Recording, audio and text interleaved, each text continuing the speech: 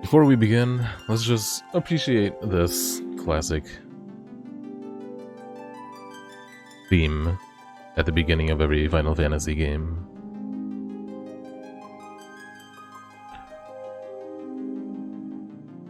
All it is a arpeggio up and down, but still so beautiful.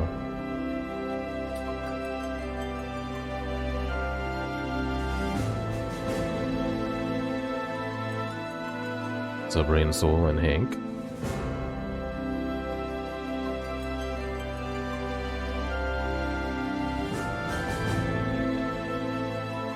So good.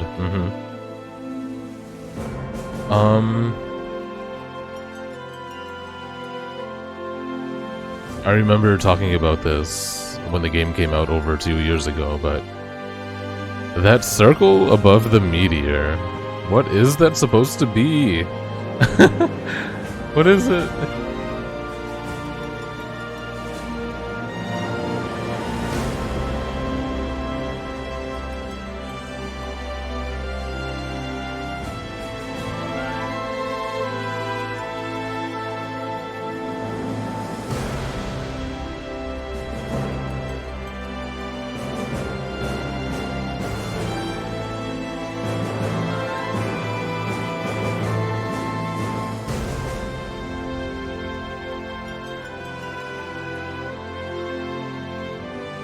Perfectly circular ember. See, this logo was shown in like what 2015, and they didn't change it pretty much at all. And it had that circle there. And back then I was like, oh, they just like they're using a keychain model for their logo or something. Hey, good on them for not transitioning into some spoilery video if you sit on the title screen for too long.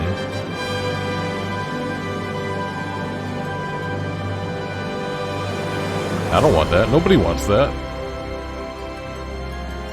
You don't gotta advertise the game to me that I just bought and put in. Sun or a planet?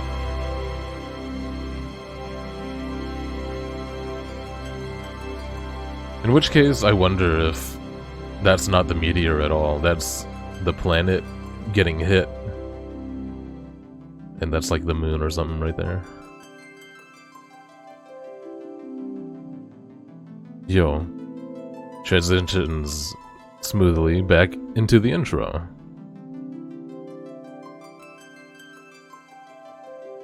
Oh jeez. Oh, I didn't click on the window. I thought my controller wasn't working. Holy shit, my controller's not working. Oh, there it is. Okay, cool.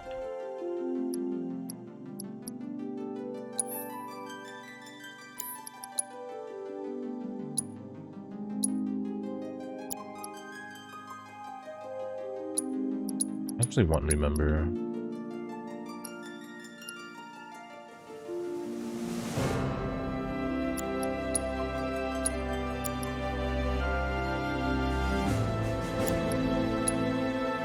Let's just make it beautiful. Oh yeah, there are no options.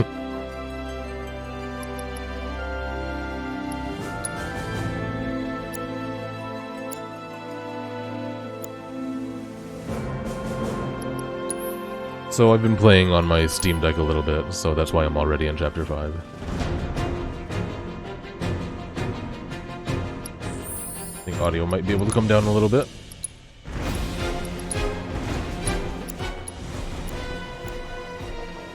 Yo. Oh, the music.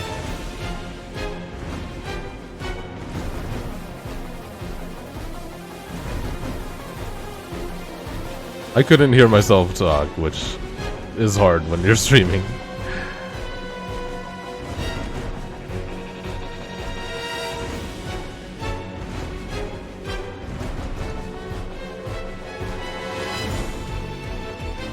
Just a ridiculously beautiful game. Unreal Engine. Shout out. Is RTX on? I don't think the game has RTX.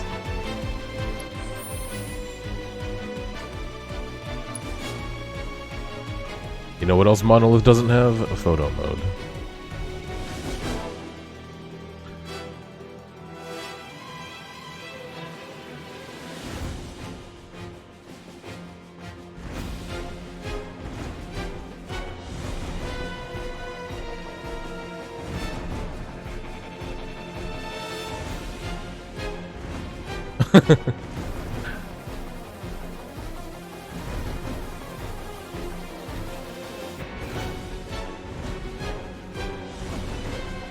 FIFA, dude.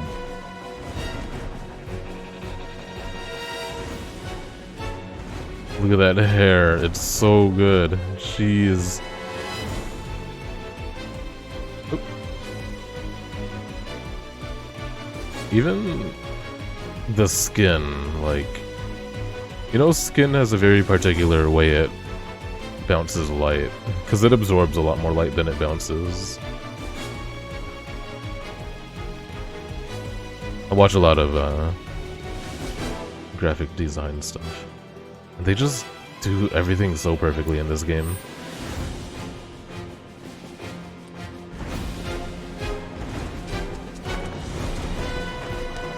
Every wriggle of his sword catching light from a different source.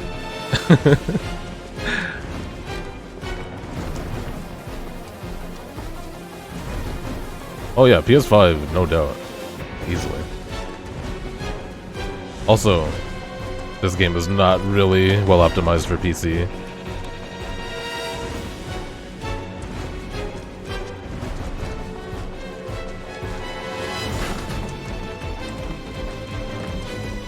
Everything's a physics item.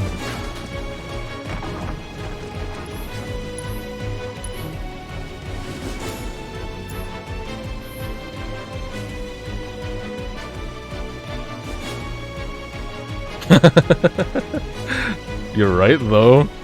Nah, the blade itself is too dull, but you're right. Look at this is not RTX, but they still just nailed the mapping.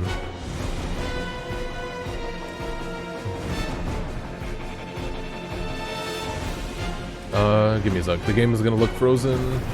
I am not deafened. Diggs, make sure you're not deafened. Speak.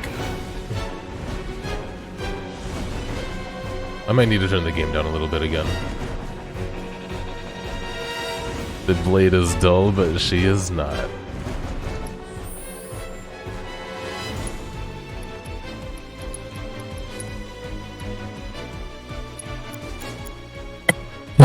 Oh my Jesus Christ! Hold on, don't talk anymore. Hold on, don't talk.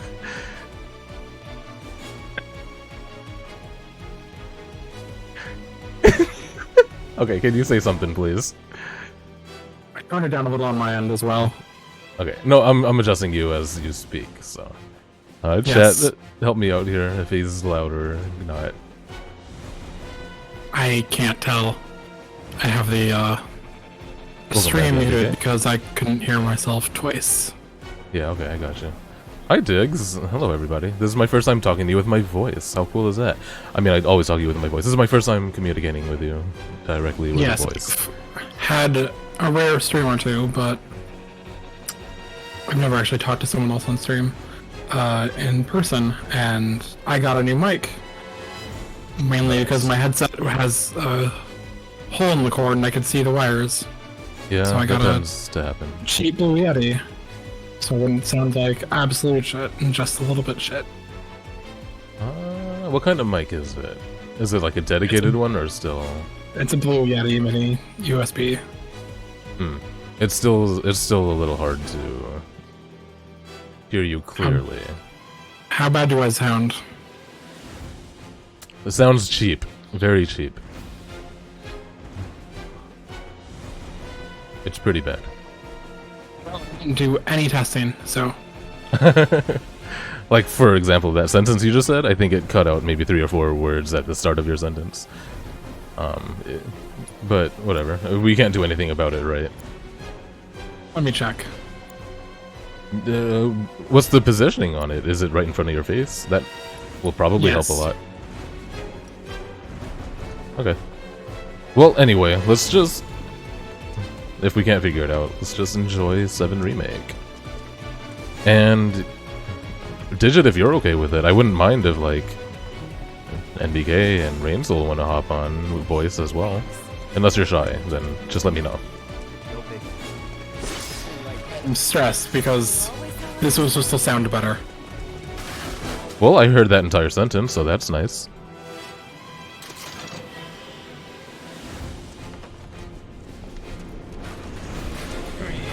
Give me a second. Sure, yeah, sure.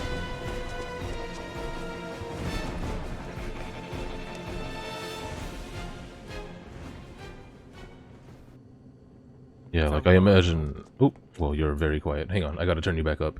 Yeah, I was thinking because if I have it peaked on my end, it's gonna sound worse. Okay, that sounds much better. Yes, and that's why it sounds bad. Oh, okay. It's better, I think. It was peaked in Discord and in my input, so I turned it down to 50 and to 80 on Discord. Okay, cool. You sound less cheap. Yep. This is why, if we started at 5, I would have done the testing, but I only gave myself so much time. Well done. Also, you know, don't worry about it. This is not something you do regularly. Sir. Well, no, I mean, the mic was so I'd have something for work presentations Speaking of which, to sound slightly better, but... In True. custody, sir. So hearing it sound crap Turn it to the wild. makes me feel like I Yes, wasted sir. like Right $100 away.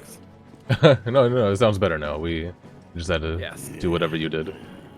Yeah, I realize you might want to raise me up. I am.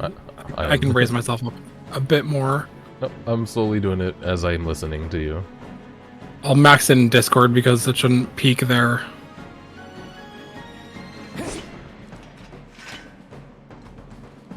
Alright, I think we're good to go. So, for the viewers, as how this came along is that I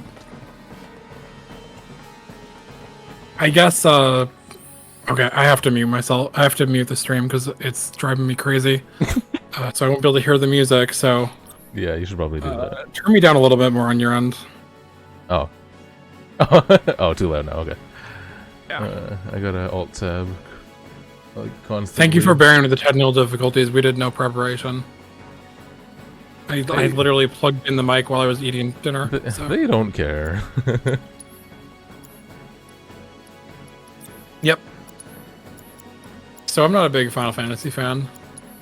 I never really played the games. None of I was a them. Nintendo kid growing up, as you can tell.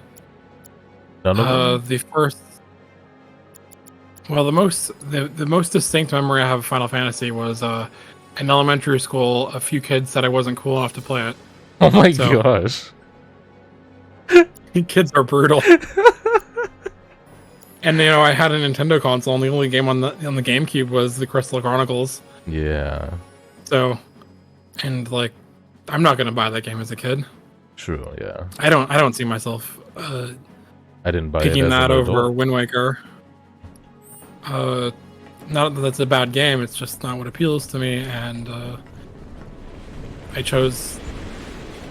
My parents had limited money, and I chose Nintendo games, and I don't regret that. I actually got into Dragon Quest before I played any Final Fantasies. The first one was I bought Final Fantasy IX on Switch, and then quickly bought it on PC so I could get the Moguri mod, but never actually finished it because, as you'll learn, I'm not a fan of the ATB system, the original incarnation of it.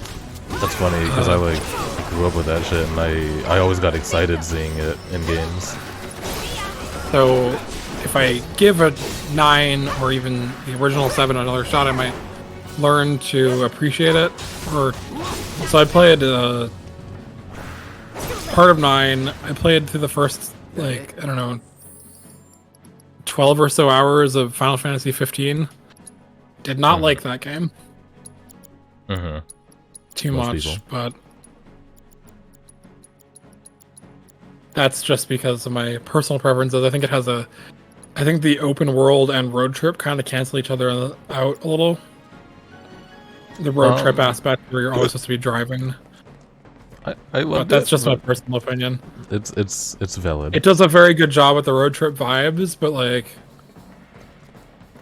I'm the kind of person who played Breath of the Wild without using a horse. I like to walk everywhere. But what? So- The entirety? Well, I used horses sparingly, but I mainly walked everywhere. That's funny. Now And I that you spent like mention 300 hours in that game. I don't even know how much of horses I've used. It's because the horses had their own AI; they can control themselves. But I won't get too much into that. And I played the first few hours of Final Fantasy VI on the SNES Mini. Oh, nice. And then I tried Final Fantasy IX again. Didn't get too. I got to the second. I got to the airship city, and then didn't get too much further. And then. But do you not like 9? Oh, I liked what I played of it. It's just was in the mood to dig myself into it. And Okay. once again, the battle system turns me off, so I have to really sink my teeth into it too. I feel like I appreciate it. I've wanted to try the earlier Final Fantasies because, like, maybe 4 and 5 because they're turn-based, but they weren't readily available in a good state until the Pixel remasters, which were only a few months ago. True. But they're not high on my priority list because, like, it's like I have no long-term like appreciation for Final Fantasy as a series just because I wasn't in like the reminiscence way because I wasn't really part of it. I never really played the games or cared to. Yep, makes total sense. One thing I do appreciate about the games is that it's one series but multiple worlds. They reinvent things constantly. Constantly, So it's not stale. I mean, not really constantly recently. Their pace of making games slowed down dramatically in the past few years. That is very true. If you look at it like that, and like 7, 8, and 9 and are all like right next to each other. It's kind of insane. I think I've said this in chat before. If I was to play an MMO, it'd probably be 14, because that one looks the most fun out of any MMO that I can think of, and actually has content. But yeah. So okay. I don't know. I was back when the demo dropped for 7 remake. I was watching Damiani play it, and it was like, this looks incredible. And then back in February this year, I started my playthrough after I got a PS5 last year, and I specifically chose the PS5 version even though I was able to purchase it on PC because I heard it wasn't well optimized, and I figured that they weren't really going to care about the PC version until it released on Steam. And even then, it's like, it's an Unreal 4 game, and it somehow runs like crap on PC. I don't know what to say about Square Enix's porting abilities when they can't manage to. I mean, I don't know what's it probably has badly. Was it just framey or something? I didn't try it. I was like, this runs bad, but it runs great on PC, on PS4, or PS5. So, I bought the integrated version, so the PS5 version, I guess. I don't know. Kind of bullshit how many times they released the game in the past few years. On PS4, then integrated with an Epic exclusivity, and now finally on Steam. So yeah, they took all the exclusivity money they can get. I don't blame them. Yeah, the budget for this. They probably got a pretty good deal from Epic, and like only like an 8% cut compared to like Steam's 30%. Because Epic does not charge the engine fees if you sell in their store. And they probably got a better deal from Epic because of, just the prestige. But as we can see, it probably didn't pay off for Square Enix to be exclusive. They would have made more They're probably looking at the numbers and being like, we would have made more money if we released on Steam straight up. Even though Epic is better cut. Because you heard, right? Like, 7 Remake is on the NPDs again. Like top 10, I think. Amount. Yeah. So, 2.5 years. So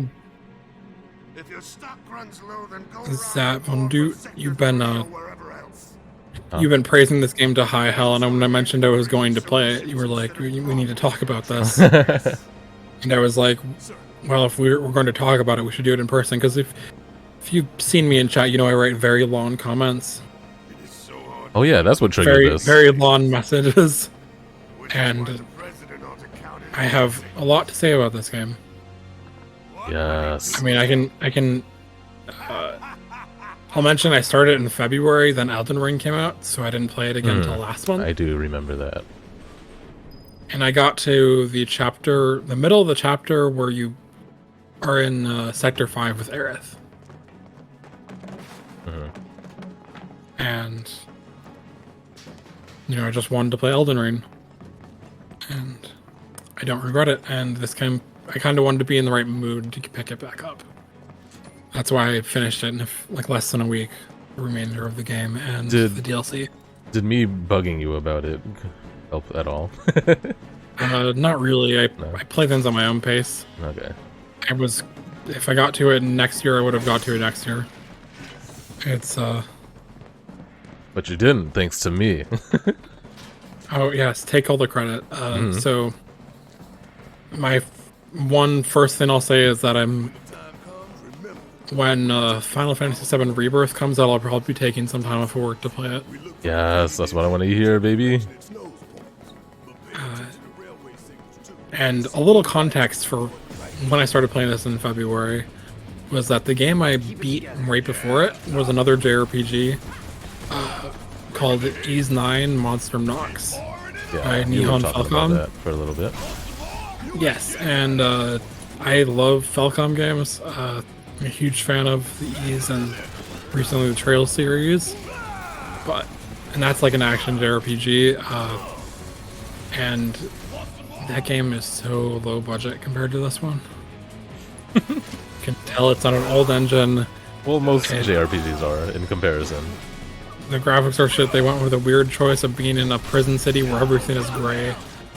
And they made some questionable choices, but design choices. I like Ys 8 a lot more than 9, but anyway, so it was whiplash going from Ys 9, and I was playing the PC version, the best looking one, the one that got the like that mattered much.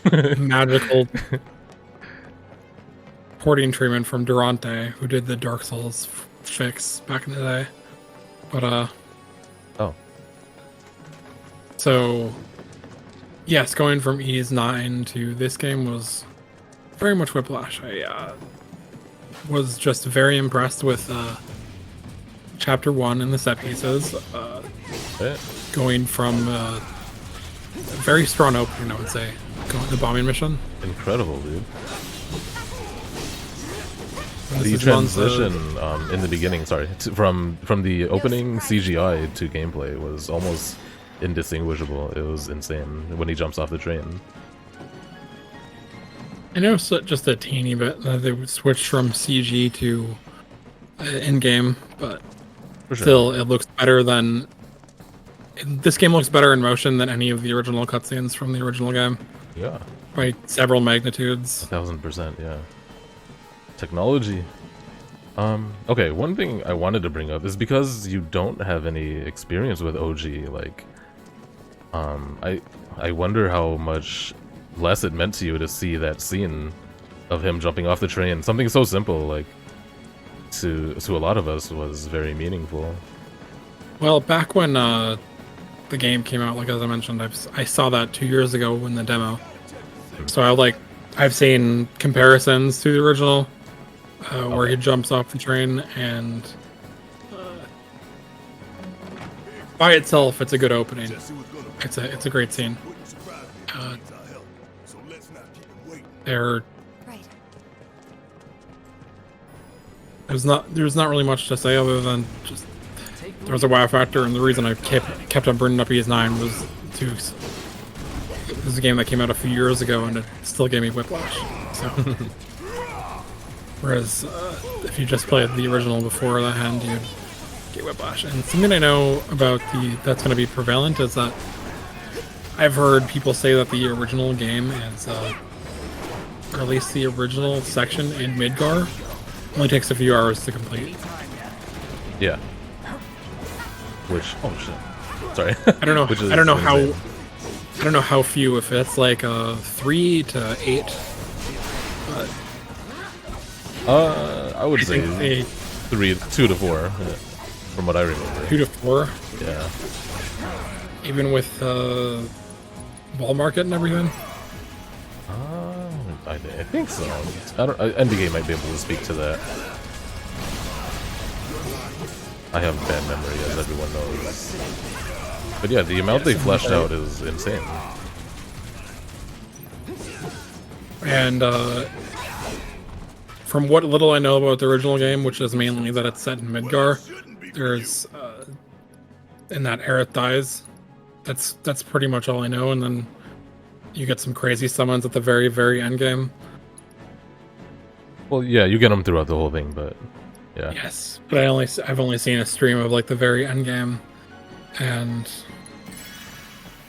so I'm going to this with very little experience, and you know I kept my head down because I knew I wanted to play this game, but I wanted to wait until I had my PS4 was broken, so I wasn't going to play the PS4 version. Oh yeah. And I was like, when I buy a PS5, I'll play the game. And it worked out. Wait. Yeah. Worth the wait. Because the game is very fun. And so fun, so you yes. start the game with the... So, anyway, what I wanted to say was, I know you've expressed some concern that the second 2 games of the trilogy, because it is confirmed a trilogy. They were going to basically cap it at 3 games. I think spending the game in Midgar was a correct choice from a production standpoint. And just from my perspective, it's they created one setting and focused in on it and then expanded it, from what I can tell. Yeah, it's crazy to me because I think they had the whole trilogy thing, like, that's what the plan was from the get-go. So them deciding to do only Midgar is still insane to me. I mean, something I do have to bring up is how linear the game is, though. Sorry, can you say that again? The 7 remake is extremely linear. Yeah, it is. I think you're worried about content, but I mean, if the latter 2 games were open-ended, they can have, you know, fields with enemies and the ability to grind, and not as many focused areas, but more towns and more plot happening. I do wonder about that too. Because I don't think the remaining 2 games are going to be as linear as 7 remake. Yeah. I don't see an open world, but I don't. Did they say anything about that? I can't remember. Not that I can tell, but I mean, that's just my guess, is that the linearity of this game was due to constraints in the setting and the plot. Yeah, it's just the way the game was originally as well. Yeah. Once you get into the open world, you can walk to different towns, you know? Even then, it was, I don't know. It wasn't as open as I don't know. I haven't played it. Yeah, I know that. Part 2 is so, debated.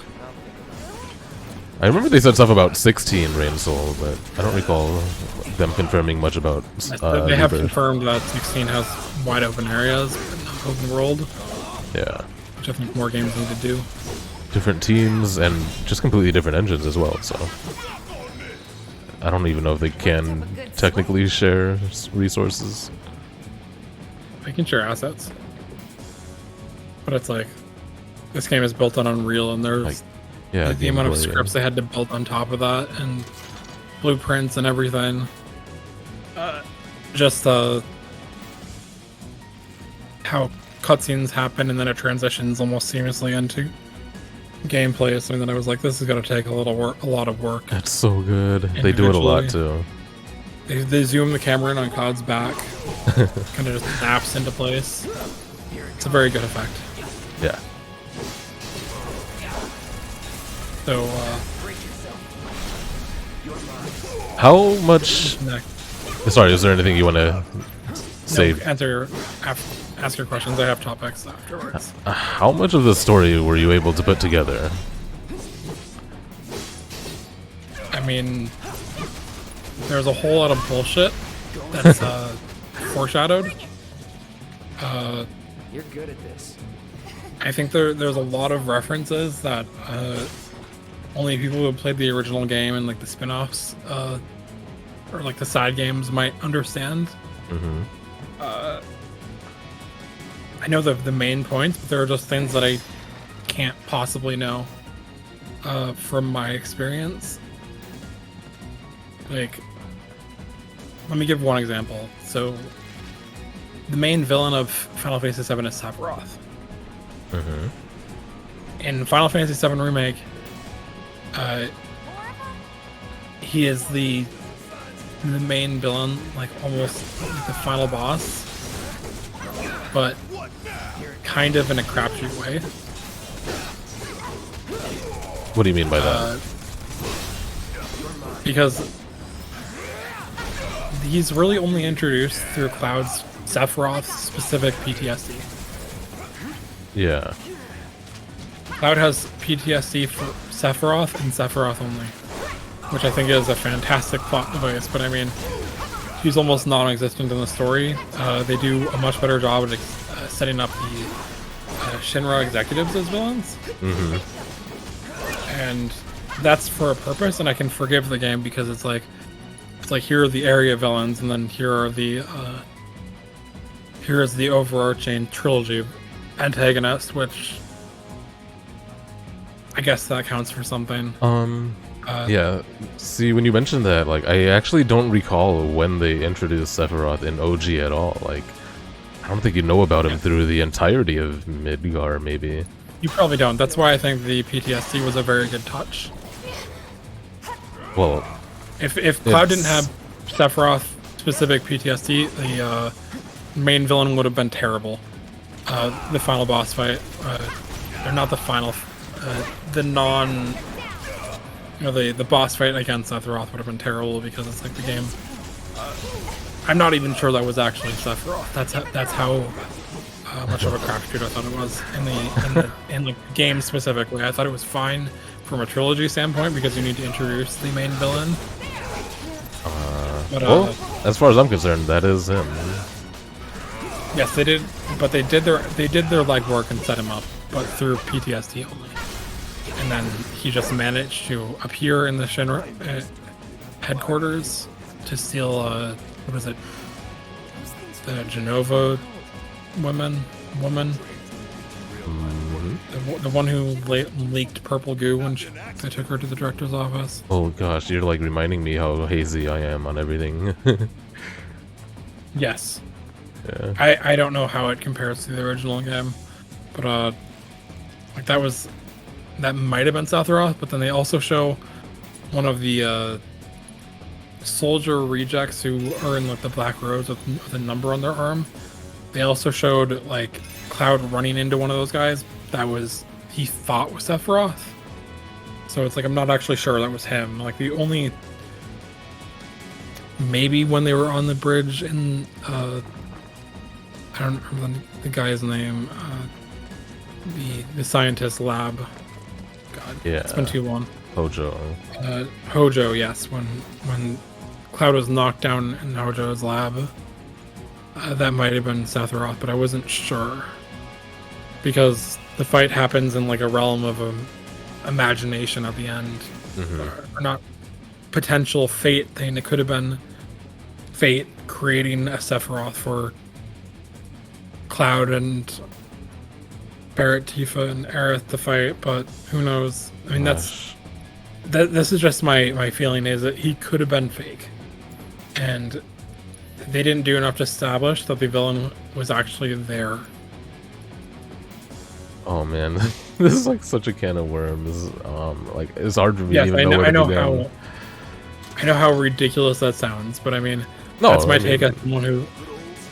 That's not what sounds ridiculous. You're valid. Like, you're right. Yes, if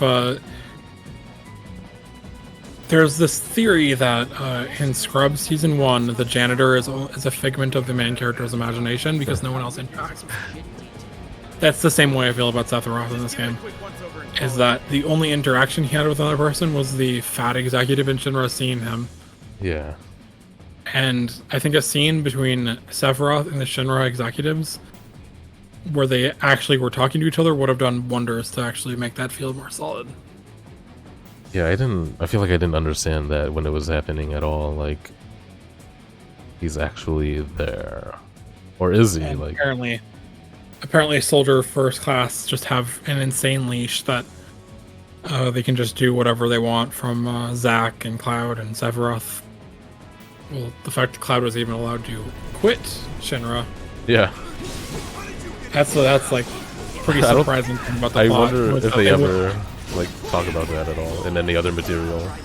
It's because if you think about Shinra, it's like if one of your first class soldiers quits, you think their first priority would be to dispose of them.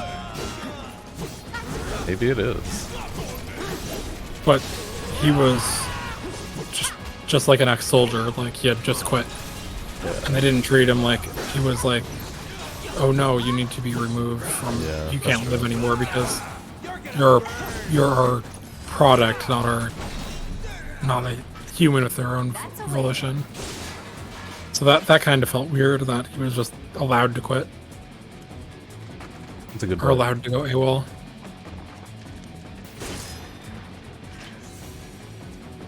I want to talk about the setting more. Yeah, man. Talk. So, I've known for years that at least Barrett was, at least the first mission of the game was like an eco-terrorist hit on a power plant, basically. And I think that's actually more poignant now than it was in the late 90s. Yeah, for sure. Just with environmentalism and actually taking action. And there's more I have to say about that when we get into like the DLC, but I don't want to talk about the DLC until we hit a specific point because there are some spoilers. But I think it's a very easy thing to get like personally motivated for, and Shinra is just like the best evil corp that they could possibly use to spur your antagonism. Yeah, it was. Yeah, it is ideal. You're right.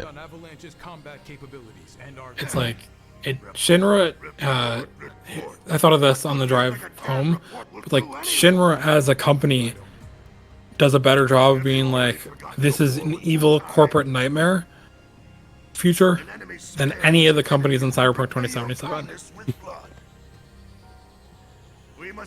But that's an analogy I won't expand on because they're. But yes, so you have this bombing mission, this hit on this power plant, because really the only thing we're told about it is from Barrett's perspective, is that Shinra is like wasting away the energy of the planet, and no one seems to believe him. But like, I think it's great storytelling, even probably for the original, that like this barren wasteland that like they're eating the life of the planet, and then I don't know if it's because of Shinra, but like Midgar is surrounded by a desert. It does a great job of showing you if Midgar was surrounded by greenery and hills, and it wouldn't have as much of an impact. That is actually something I never thought about, because they do like pan out around Midgar all the time. There is no life around Midgar, or Yeah. like outside of Midgar, but monsters. Yeah, I never had considered that. I thought it was just, You see Just- greenery in two places in 7 Remake, where like specific biomes that Shinra places that are glass covered and have plants inside. Maybe there's some grass in like the top side. I don't know because that was months ago. And then the other place is Era's house, Yep. which is frankly kind of a miracle that one that there's greenery there, but also that Aerith and her mom would actually be able to keep a piece of land like that. Yeah, and I it's found that very surprising. And with a house like that would have been like taken over by like they did mention like not mention, but it was blatant. They care about keeping Aerith happy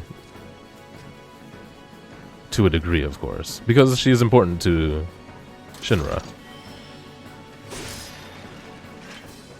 yeah. So I guess She's- that would be context for her being able to stay there. You know, the last ancient, the last Yeah. half Cetra Oh blood. fuck! Sorry.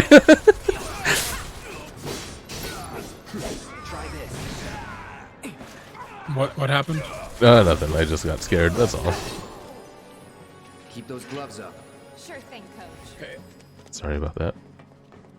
I lost my train of thought. So we have the setting of Midgar, which is it's just kind of disappointing because you know, this game came out in the late 90s, and you know, I play a Square Enix JRPG, Bravely Default 2, in last year, and just like the setting is atrociously generic, and it's like Midgar has so much originality.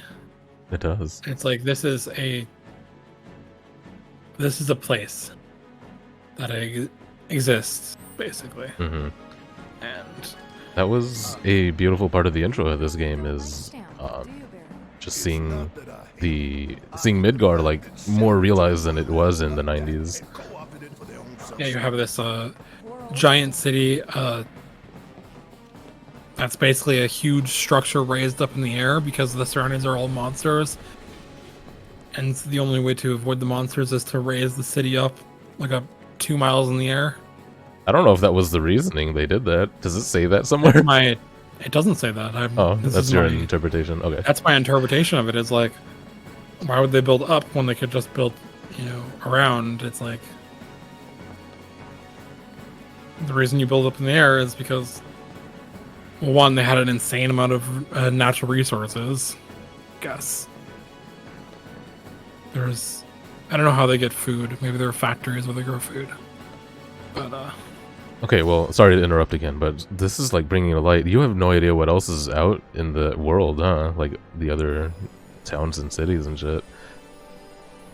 So one thing I do got to give the game shit for is they hid the epilogue cutscene behind the DLC. You see the first town Oh, in that cutscene.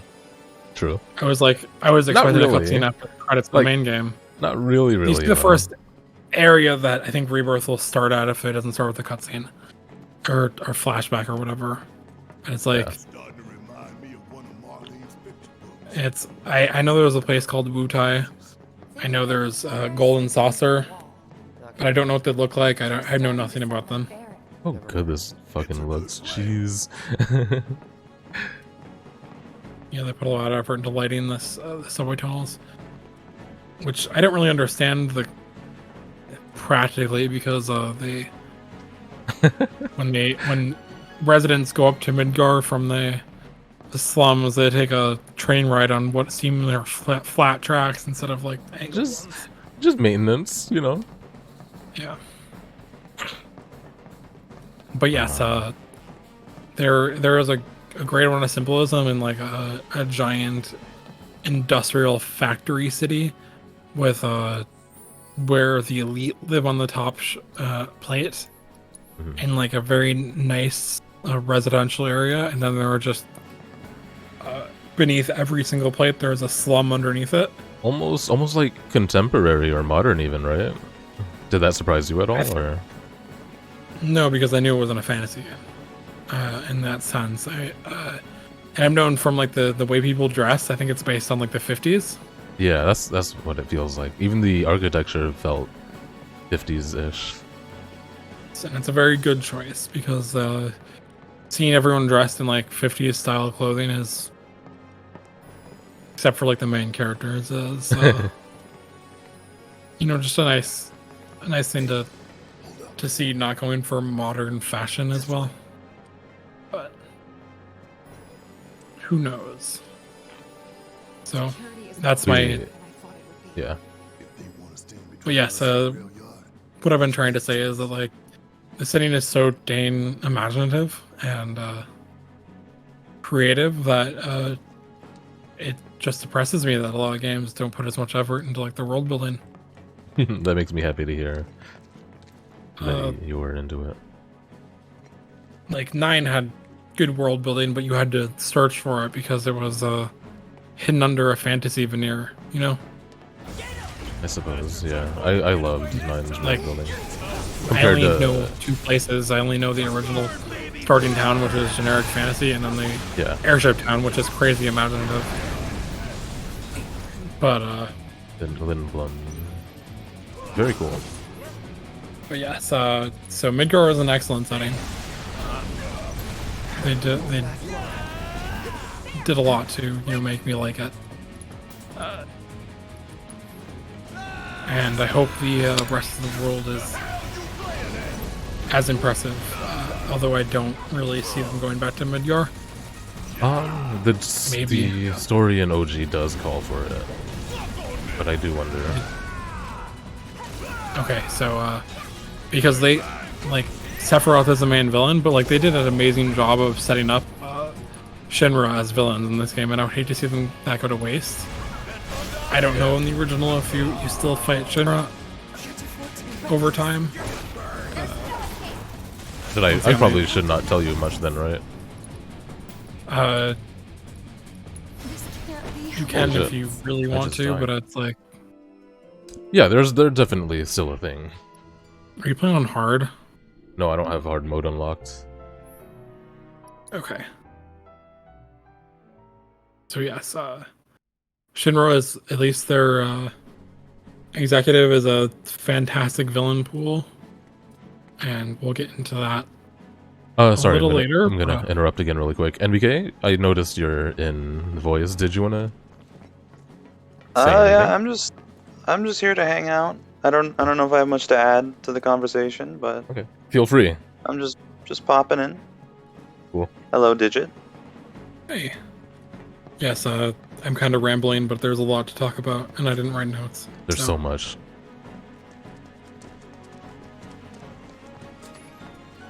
So yes, I'll get into this a little more, but I mean, you have this massive class division, which is something that is also like the eco-terrorism is pretty relevant today. Is that like, hey, this game takes place in a sci-fi megacity, and you only go topside 2 times, and not in a factory.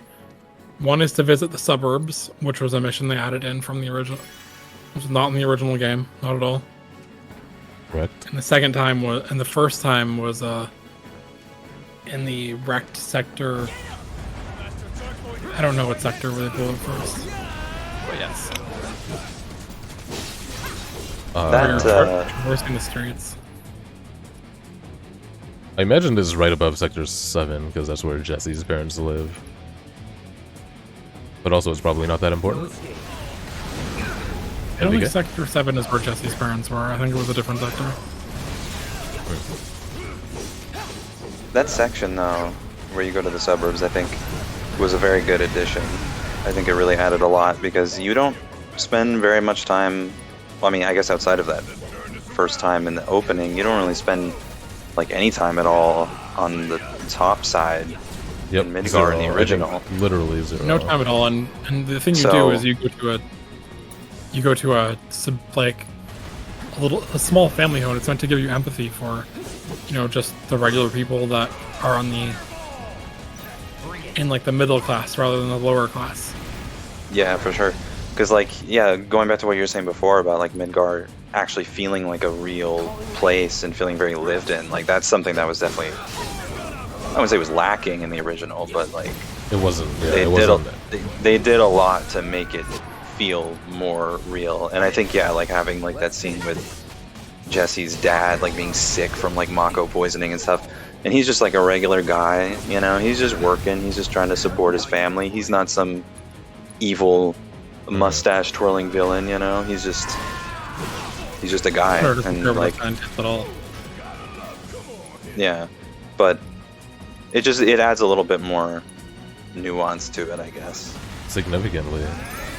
Yeah. It adds a lot, and it also gave them a reason to introduce the motorcycle soldier.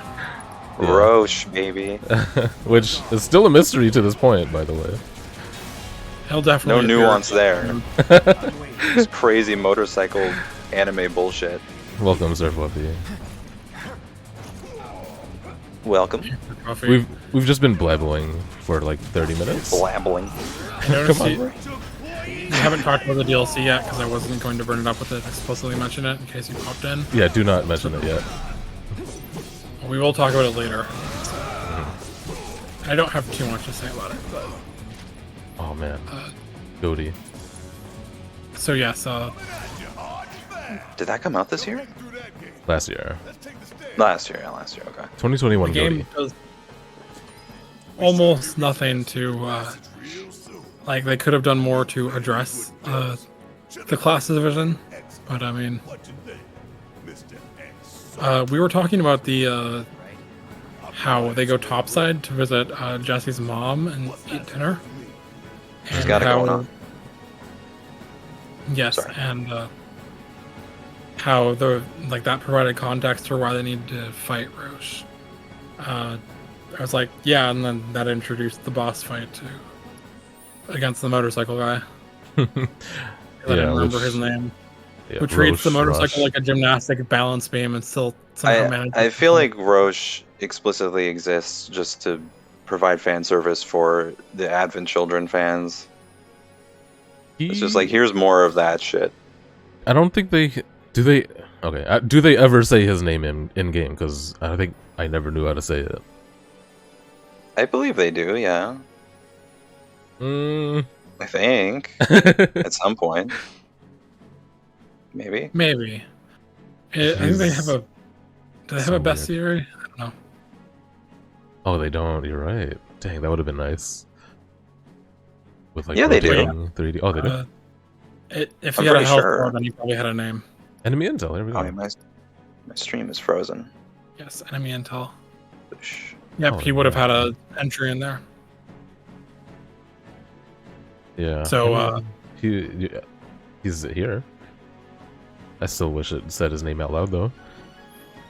So one thing interesting is that he's a 3C soldier. So he's not first class. Yeah, he's just kind of a scrub. Not So something they're I ever thought about. you fight third class soldiers in Shinra at the end of the game.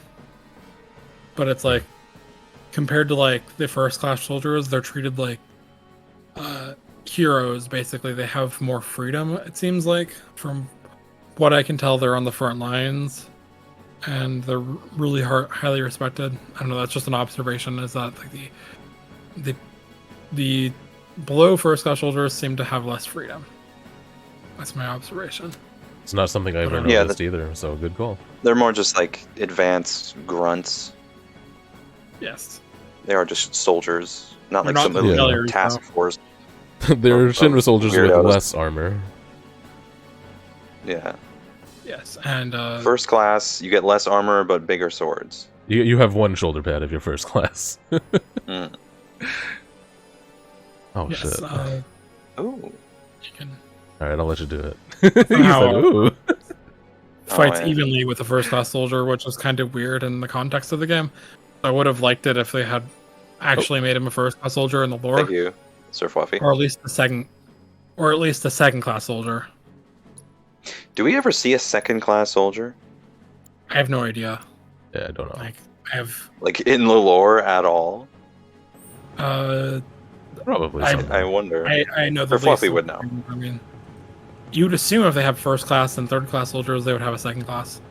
Yeah, I feel like I can't picture it. Sure, you can answer that, Sir Fluffy. Unless anybody cares about knowing. Jump in at any point. It's I don't care. I want to know. Yeah, me that's too. my. See, I've probably observed a lot of things about this game that you've just never considered because Zach, okay. of my Oh, unique perspective. Okay, Zach was second class. that makes sense. Do they like explicitly say that? I don't know, but that would explain why if Sephiroth was real, it would explain why he cared so much about Cloud, because he thought they were like almost equals. because I don't know how many first class soldiers they have, but Cloud and Sephiroth were both one. And it seems like a lot of people failed the soldier program. Makes sense. But they're revered almost like, ancient heroes or gods. Yeah. By the general. They're basically like Spartans, even though this came out before Halo. Okay, I'm gonna interrupt this current subject because all these vending machines with these like almost lo-fi, lo-fi tunes. And every single song has its own unique album art. Yes, there are some fantastic tracks in both the in-game music discs and the DLC. Yeah. There are some some old-timey remakes of like the Final Fantasy VII battle theme that played like in the Ghost chapter before the boss, and it was like, this is pretty damn good. Incredible, I would love to hear a better version of this. Not just the quality of it, obviously it's amazing, but just the fact that they decided, should we do this, and they did it, is, to me, it shows... They need to do more of this. Square Enix has their own official YouTube music channel. Very much made with love. Which is all in Japanese. Yeah. You can find the English title of the playlist, but you can't see the English titles of the songs themselves. Anyway, they have the Final Fantasy VII Remake OST, but not the Intergrade OST. That's a minor gripe, but we'll get into that when we talk about the DLC. But what was I saying about? We got distracted when talking about the soldiers when I was originally talking about how weird it is that like the game doesn't put it more of an emphasis on the class difference. Like you spend 90% of the game in the slums of a futuristic mega city. It's like, I think that was them getting into it. Yeah, but that's only in the background. It's like you hear about how people have shit lives and they gotta go up to the place for work and they're just treated like trash. Yeah. I guess it wasn't the game focus at all. Yeah, but I mean, it's a huge thing, and I don't really blame them because it's like kind of a controversial subject, but it's not it'd be nice. I think they. It's just because it's not really a part of the overarching everything. It's a little. I was gonna say it's just a little simplistic. Like the depiction of the class separation is about as like literal as you can possibly get. Yeah. Like the whole thing is very like on the nose and just kind of simple. The only way it could be more explicit if the slums were literally underground rather than on surface level. Yeah. It's like they basically are almost. Feels like it sometimes. It's very funny. It's like instead of building the cities like, just outside the limits of the city where there's sunlight, they because they already have the walls outside the city. Even further was they're underneath it, but because people live under there and the lower class lives under there that does all the manual labor, they have giant lamps underneath each plate. Mm-hmm. Provide quote unquote daylight for the people. Yeah, to me, like, I don't know if they were trying to use that to express how much they don't care, but I think it would have been better if it would have shown that they didn't care at all if there was no lamps at all, But they are spending money. Yeah, on but it. I mean, Shouldn't. They are spending the least amount of money because, from what it seems, Shinra doesn't lack metals or scientists to work on things. And from what they showed of the one executive who was in charge of like commercial development, is like they might have a lot of machines to do things, but like the slums are still probably a large part of their lower workforce. Yeah, now that you mention it, they do mention some slums people do commute to the upper plate to work. A lot of them. That's why they have why they have working stations. Well, yeah, you see that guy at the beginning who was on the train in like the suit or whatever. Yeah. I'll say it again. The trains make very little sense when they could use elevators instead.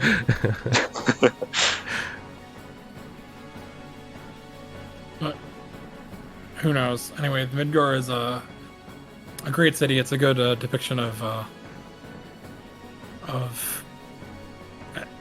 class division, an evil corporation, a / country, all in one. Yeah. It's weird how a lot of the buildings in the Undercity are made out of wood, even though there are no natural resources that would have wood around. Where they could be made out of clay or metal. They have tons of metal. It's weird that they wouldn't. Wow. What a thing to That's notice. a valid point. It's weird.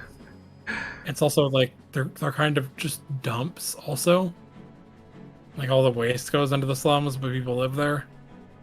Yeah. So, and it makes sense in Sector 5 because part of the plate fell.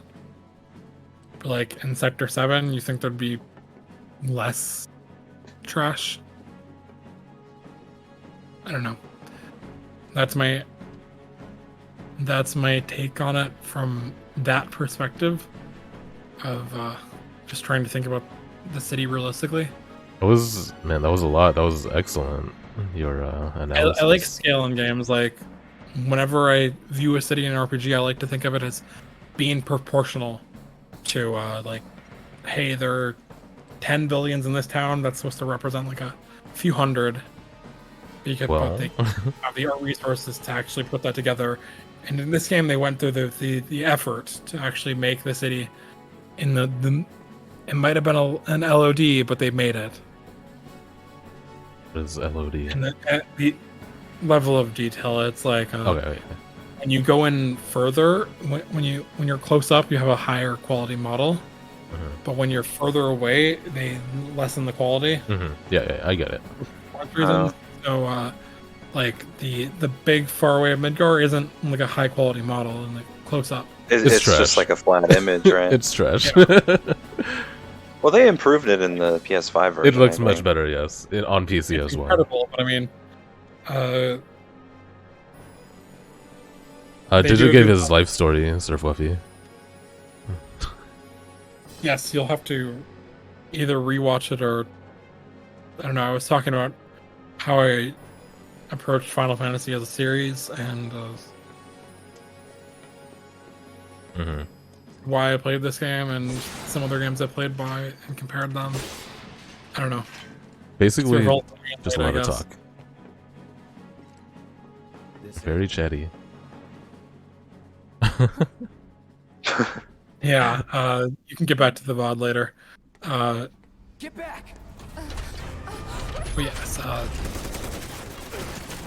that's why I love the setting of this game, at least specifically Midgar. I know nothing about the setting of the world outside of it. Yeah, and like talking about scale, Midgar is very unique, even for other cities in the game. So you will see that, I think, or maybe you won't, because maybe every city will have been well realized in the future. Midgar is a great fictional city because of its ridiculousness and how obtrusive it is, and just how crazy it is. Yes, or Fluffy, I have played barely any Final Fantasy games, and I haven't even finished them.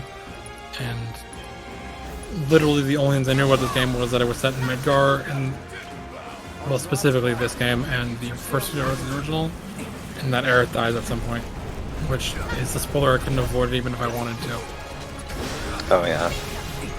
Yes. I knew that like 15 years before I played this game. I can call you Fart if you want. But that'd be dead naming you, I guess.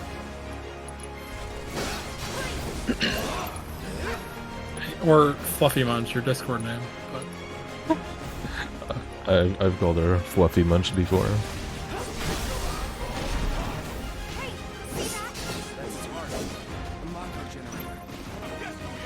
Anyway, I don't know if I had much else to say of the setting other than, like, once again, I gotta emphasize how great it is for, like, the eco-terrorist aspect to have a game about Shinra's destroying the planet. No one cares. But it be set in a lifeless desert, rife with monsters. Well, the way I might interpret it is it wasn't always a lifeless desert. Maybe all of their Mako slurping caused that environment over time. But there's this specific cutscene in this chamber in the Shinra Museum where you see they talk about the ancients, and you just see a whole green hills and fields and how they lived in a giant tree, and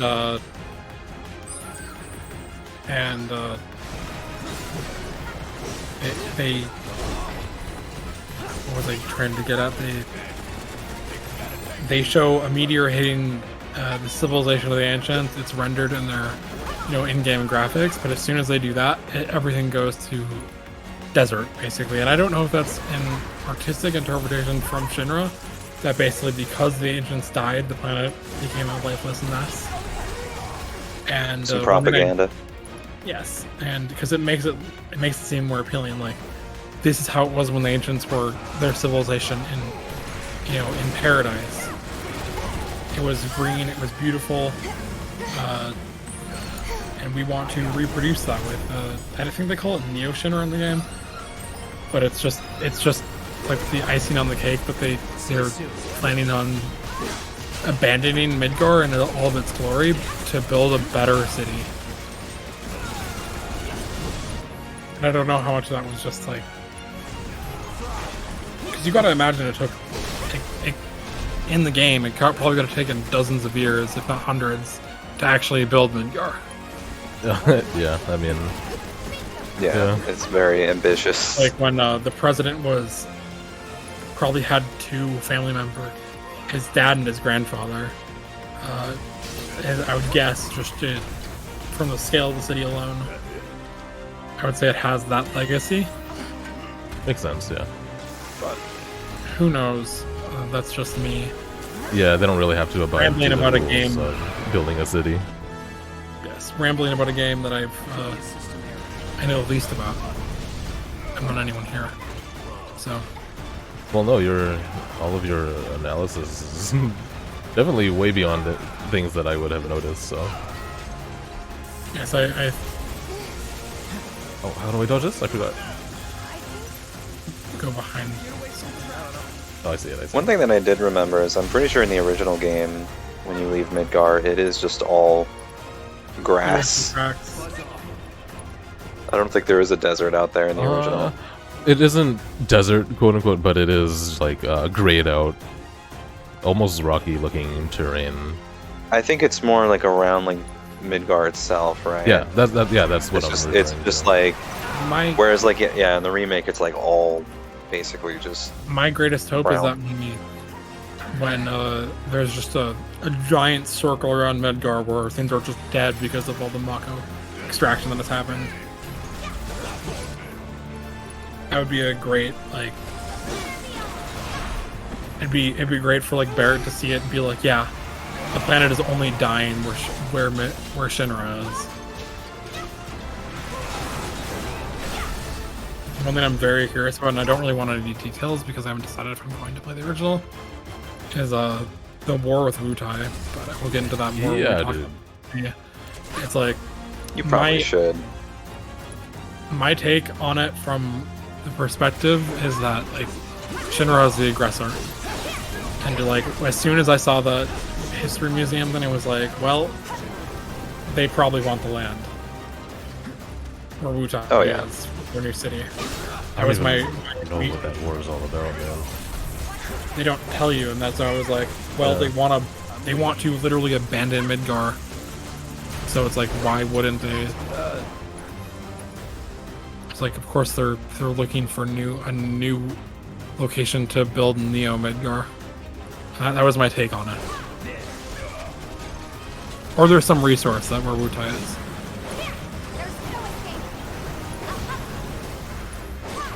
I can't imagine there was much metal left where Midgar is. Yeah, I'm trying to remember if they just wanted to build the new Midgar just from scratch, or if there was some special like resource or MacGuffin or whatever they needed. I don't know if it was mentioned at all in the original game, at least in Neo Midgar, but I mean, the specific thing they want is to build it in the paradise that they want Aerith to lead them to. Oh, yeah. Because they think that's going to be an endless supply of Mako. And they could build it any time, but they're like, they want to reach paradise, which they believe exists, and that's at least my analysis of that. Okay, yeah, that makes sense. I forgot about that detail. I was absorbed in combat, so I'm sorry. But excellent point. I am also absorbed in combat. So, now that we're done with the setting, I kind of wanted to talk about the combat.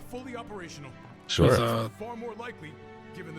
I think the system is amazing. It harkens back to, old MMO style, or like, I guess the most, I guess the closest comparable thing. I'm getting to it, like sort of like Xenoblade, in that there are meters and cooldowns, really just meters in this game, but not really. It's kind of like when you use the ATB, you get the pause that's basically straight out of Mass Effect. Yeah. But it's a great implementation of like not doing auto attacks, but like active combat with a meter that builds up to use items or whatever, or spells or abilities, and actions. Yeah. I think it's a very well-tuned combat system. It took me a while to get used to it. Oh man. Like, I didn't really get used to it in my first few days with it, and back in February. Until the end of the game, yeah. Took me a while to get used to it after I picked the game back up. Oh yeah. It's difficult in some ways, because you need to deal with you need to use abilities to do damage. You need to use abilities to use. You need to use meter to use items. One thing I'll praise the game for endlessly is that your allies, the AI controlled ones, build ATB. Their ATB gauge is like a third as fast. Maybe even less than that. That is the game's way of telling you. That is the game's way of being like, hey, you should switch often. Yeah. And actually play as other characters, and they all play significantly different. Yes, I didn't get that at first. I was playing as Cloud, and it was like fighting against the first boss fight, and at the bottom, like near the Mako reactor. I was like, well, why do I have to play as Barrett? Because I'm trying to get used to the controls. Yeah, it's like it's a lot to get used to at the beginning. Abilities, and then sometimes you need to save abilities to actually heal up or whatever. It's very dangerous. One thing I would really like in the next game would be if you could, before you had a single bar filled up, use only healing items, but you'd be down one bar, like -1. So you'd have to fill up 2 bars in order to get one ability. That's an idea. That reminds me of Bravely Default. You can go negative on something. You can put yourself into the so you go from maybe 50% filled to -1 if you wanted to use an item immediately, but that character would be -1 and would have to get back up to 1 again to use another one. Nah. I'm also wondering if they'll increase the amount of charges on the ATB bar. I doubt that too, but maybe. It's pretty tuned to 2. But yes, it was especially in the later fights, it was fun to switch between the combatants often. Yeah. Build up 1 bar, and then you also have to order them around. I didn't really use the press R2 and then a direction to attack in a certain way. Oh yeah. I think I always just manually selected. my It made more moves. sense. I don't. Yeah, playing the game in classic mode, where the game auto attacks, is why I likened it to Xenoblade. Because the game auto attacks. Oh, did you play the whole thing in classic mode? No, Oh, but okay. I know how it works. Yeah. I don't. Because if you played the game, if you even classic mode is basically you only control the menus. Everything else is done by the AI, so you have 3 AI. Yeah, it's like their way of slightly imitating ATB combat. Yeah, the only difference is they're not Return-based, standing there idling. Whereas, Yeah. like, I'll say it again, I don't like ATB combat and like as a replacement of return-based combat. Yeah, me But neither. ATB combat in addition to active combat is, It works very well. frankly, like It's so cool. I know Final Fantasy 16 is going for a more character action style because they hired that guy from Capcom. They sniped a battle designer from Capcom to work on their combat, and they're going for a character action style. It looks pretty cool, but like really, I don't like. I'd be fine if Final Fantasy was just this combat from now on. Yeah, I think this is easily. In fact, it might be the only Final Fantasy game that I've played where I actually enjoyed the combat. It's just extremely well designed and well balanced. So well balanced. And It's just crazy. very It fun. forces you to use a party.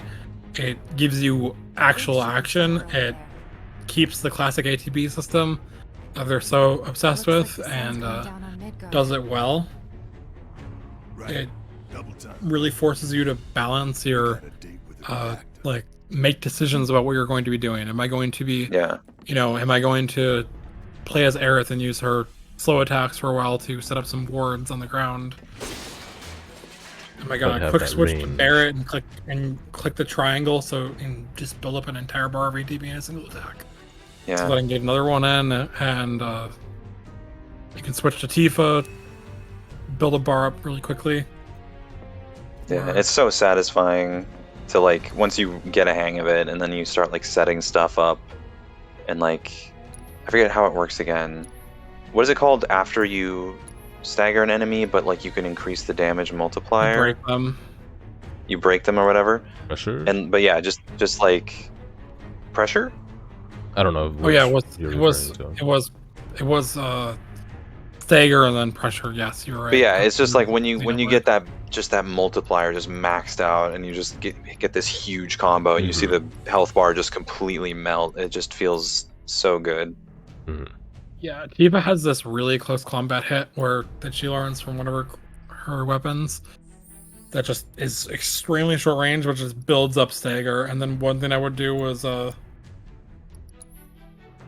builds up pressure. I would actually it's pressure then stagger, I think. So yes, once enemy was staggered, I would just run up to it and then get it stuck in a cycle of like use that attack, and then the pressure percentage or the stagger percentage goes up, so it takes longer for the thing to go down. Yeah. The bar, the stagger bar to go down, so that I would quickly build up the bar again, and then use that attack like 5 times, and the percentage went up really high. That was very fun. It was almost, I think, vital in hard mode. You had to. Yeah, I would never play hard mode in this game. Go through those intricacies. No, you should try it, man. Yeah, I really enjoyed hard mode because it makes you take everything you learned, and like you really have to One thing I noticed play efficiently. One thing I have to talk about is the actual weapon upgrade system. How it's like an enemy each has constellations. The menu is kind of annoying to get to. You can't switch between individual weapons on this page. I wish you could. I really The menu for it sucks. Yeah, I mean it's fine to have a cool visual weapon rotation, but I want to switch between the Buster Sword and the Iron Blade and just compare them. And I think the game does a very terrible job at telling you what abilities your individual weapon has on the screen outside of that. Like I should just be able to get a list of all the individual unlocks in text form Yeah, that would have been Yeah. much. And the SP system is very much built towards hard mode, it seems like. Probably. Because you get SP from the skill books, and you get a lot of skill books in hard mode. Like, Yeah, you're not yeah, going that's to right. unlock everything unless you're playing hard mode. It That, just won't happen. I think that's exactly correct. Because they only give you, like, maybe half of what the SP that you need. I forgot about those In the skill original books. But I mean, I looked up the skill books in the game, and then I was like, there's tons of them. They're just all in hard mode. They don't exist in the main game, and that's the game's way of compensating you, is that you get just a lot more powerful because you can just gain a lot more SP. Because you can't use items. Mhm. Yeah, looking back on it now, I don't know if like the whole implementation of having like multiple weapons and stuff was really that well done. Like I never really felt much incentive outside of getting the extra moves. It's like I usually just found like the one weapon that I didn't feel much incentive to like switch weapons outside of just getting Learning the the skill, move ability. and then just going back to the one that I liked. You know, it was like I think because like you Yeah, you I can would sort wager that's intentional. So you can use whatever Yeah. sword you think looks best. yeah, but it's like oh, go ahead. My take on that is, like, yes, they want you to switch weapons, and they force you to do that by giving you a new move, but it's kind of like a time-consuming mess to actually continue upgrading each weapon. For 4 characters, it's like, oh, I leveled up, and it's like, I am not using this weapon, but it could be better than my current one, I just don't know, because I haven't dealt with upgrading it, and, I like the approach. Here's what I would change for the sequel is, like, make it so that characters have base upgrades as well. So there's less to worry about the weapons themselves. Oh, that is a JPEG ass JPEG. But that's what I would take, is because all the skills are tied to the weapons. That makes it kind of like annoying to find the best one. And then like even then the numbers are like abstractions. Like you don't really understand what the difference between, 70 or 78 attack versus 40 or 50 magic is, because they don't give you like, hey, this spell will do this much damage. Yeah, a lot of that stuff felt kind of just like so it's very hard to choose the best ability. So I always chose like base damage increases over like, more critical hits at high HP. It's like, what am I going to use that for when I'm having a tough fight? So it was like, that's why I think character-specific skill trees and weapon-specific skill trees that are less daunting would be nicer. Yeah, especially when you have like 8 party members or whatever, like going through multiple weapon skill trees for all of those characters sounds like a nightmare. Xenoblade. Yeah. I just went through that, and it was like I always dreaded menuing in that. There was a lot. I think Xenoblade has better, like, you know what you're doing, but more in that, even though there are so many more systems. I didn't, At least that's they're for paying sure. attention. But maybe a normal person would understand everything better. Well, Xenoblade is a bit different from most games, considering there's like systems upon systems to learn, and it just gets a little overwhelming. But yes, so keeping up with the weapon was kind of annoying. I ended up fighting the final boss with the Buster Sword of all things. Just I was like, well, I don't really need, like, they're all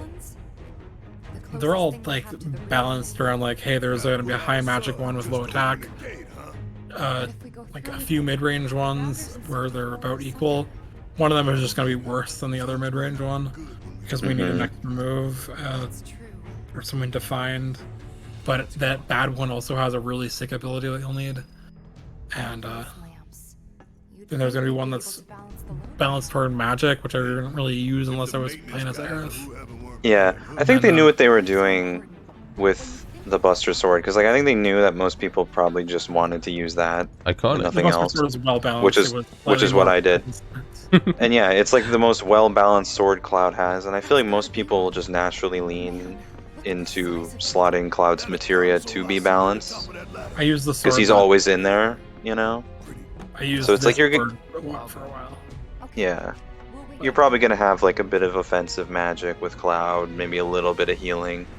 So making the Sword Buster has like, the best design. oh yeah, easily. I think most of the other same with- swords are really ugly. Same with Barrett's minigun has the best design of Barrett's weapons. Like he has a cool cannon after his third ranged weapon. And I do have to talk about Barrett because he has like 5 weapons, I think, and 3 of them are ranged, and then 2 of them are melee weapons. Great job. Oh my That god, I surprised forgot the hell about out of that. me. I don't think I ever used those. So I, like an idiot, I bought Barrett's melee weapon, his first one, at the Moogle merchant and the little hidden kids area in Sector 5, and the first thing I did after buying that weapon was I fought what is the God, I can't remember the name of the ice summon, the Shiva. Shiva, yes.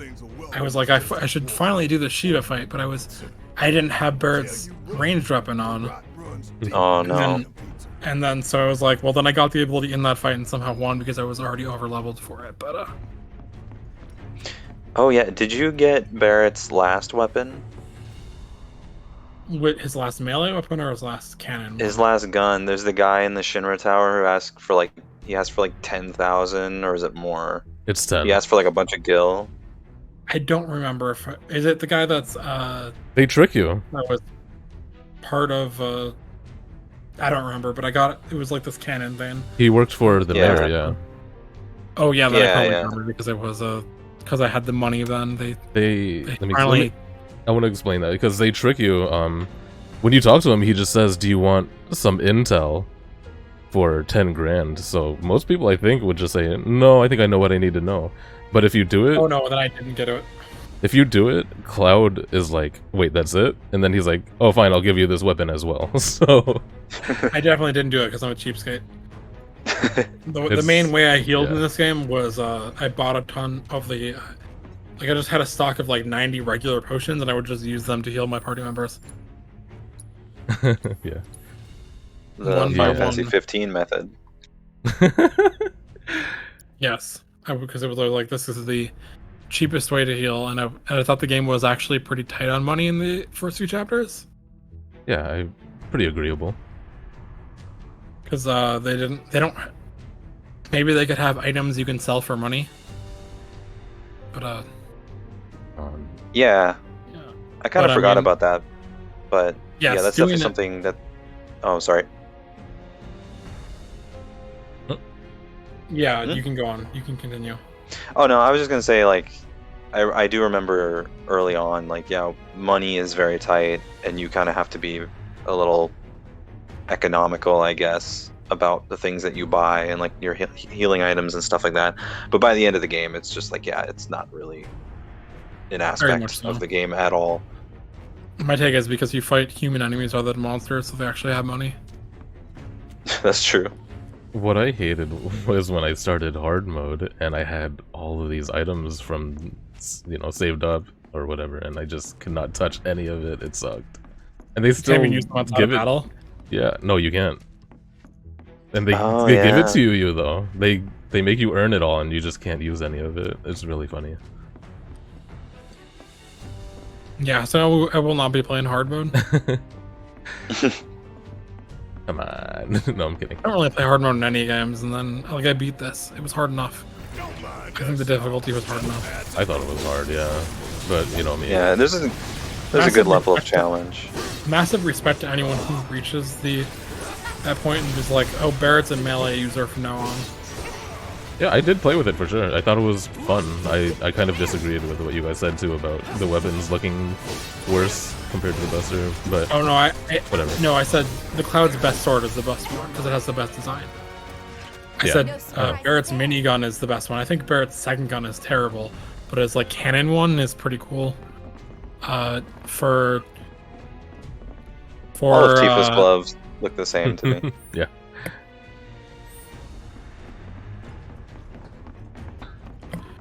No way to cross that. yeah, so you have Yeah, Tifa's gloves look the same. Aerith's staffs are actually pretty cool. Yeah, they were. And then for the other two characters in the DLC, it's like, Well, that's not. yeah, I won't talk about them now. But Pretty cool though. They busted? they're Powered down is my guess. pretty cool. I mean, maybe they could have a transmog option for weapons. I don't know.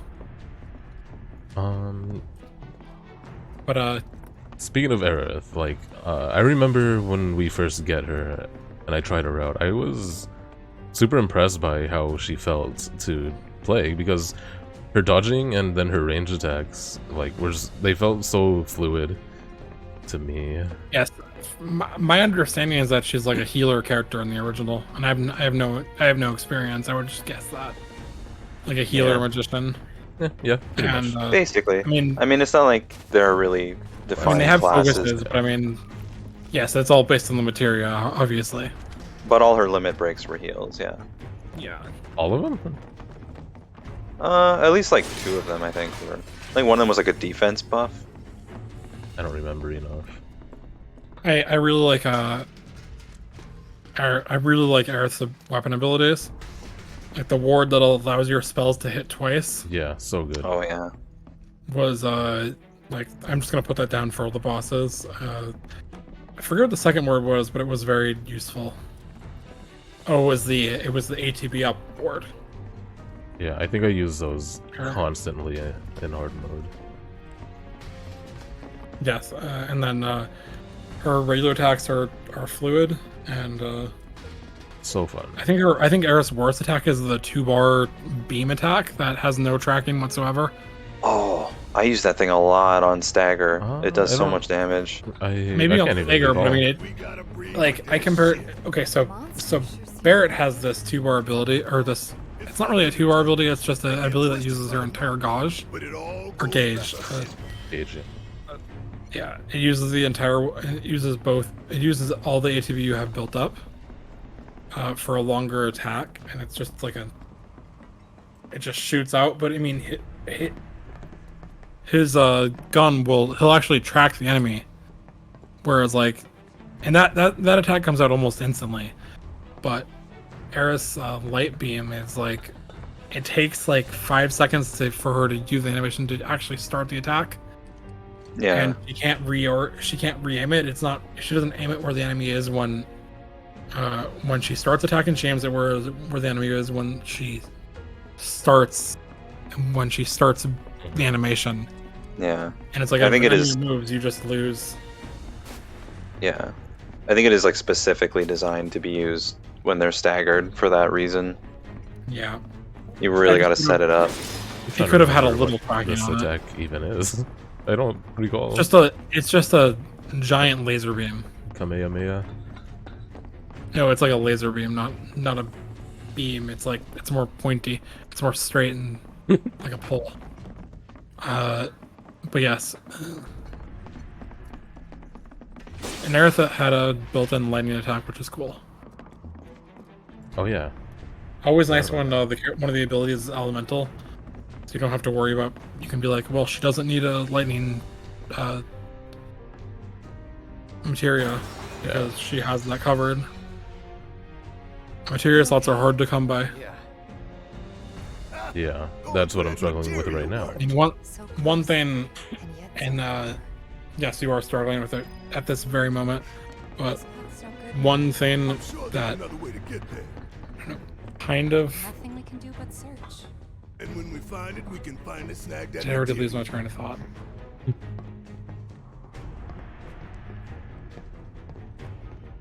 Oh no, I really liked about the game was that Okay, let's like go. I would get into a battle and be like, well, this isn't going to go well because I just don't have the spell that they're weak to. And like, I think the first enemy in the game that's like that is like the shock trooper. They're weak to fire and nothing else. Yeah. Are those They the just skill guys? demolish.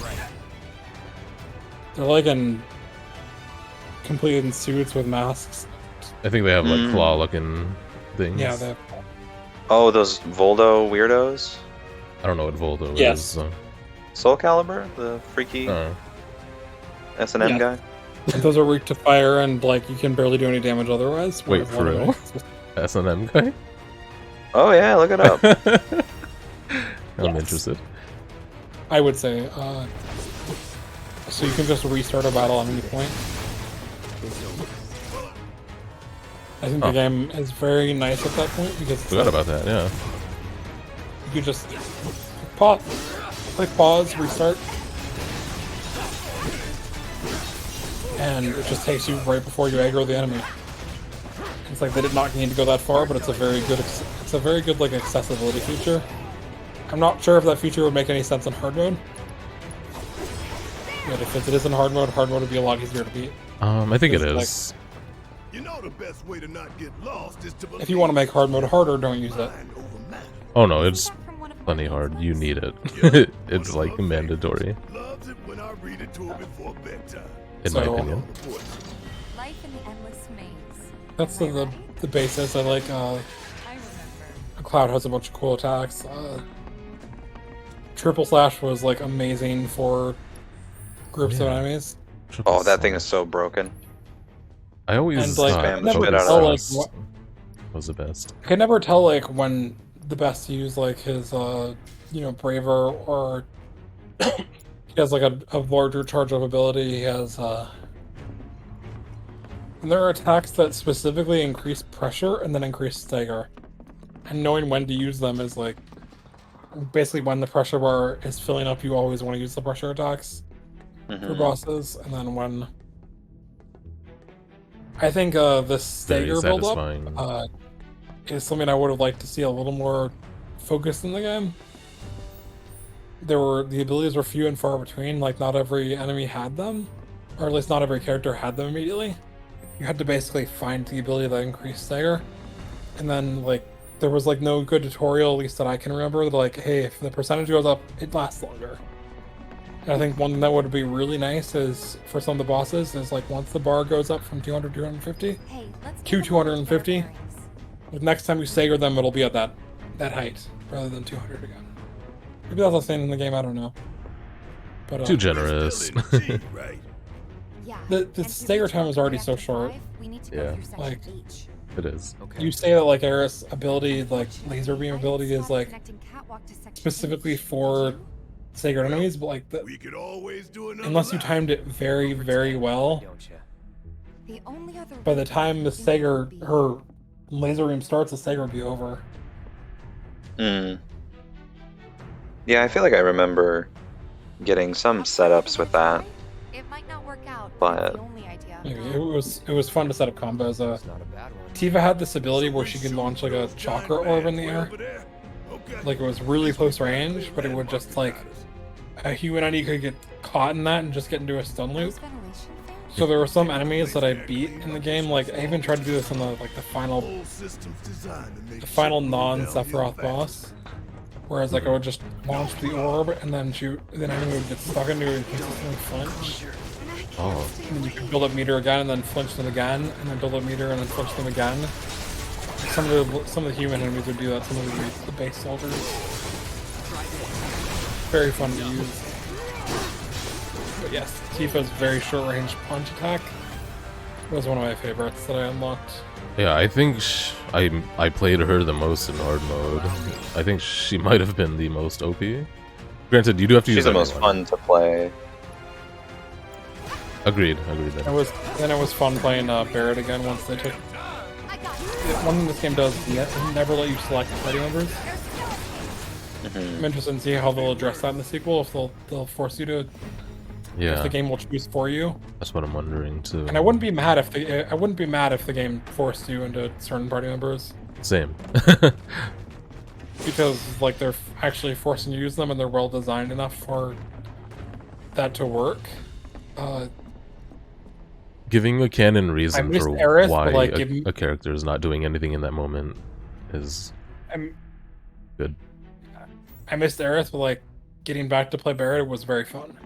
And I actually spent time with him on my second go through, where he returned to the party and was like, I'm learning what his moves do and like his advantages. Because like when I first played Barrett in the bombing mission, I was like, he does such little damage with his base attacks. Mm-hmm. you basically have to use his abilities, and then his let's talk about the triangle ability. Is like Barrett's one is awesome.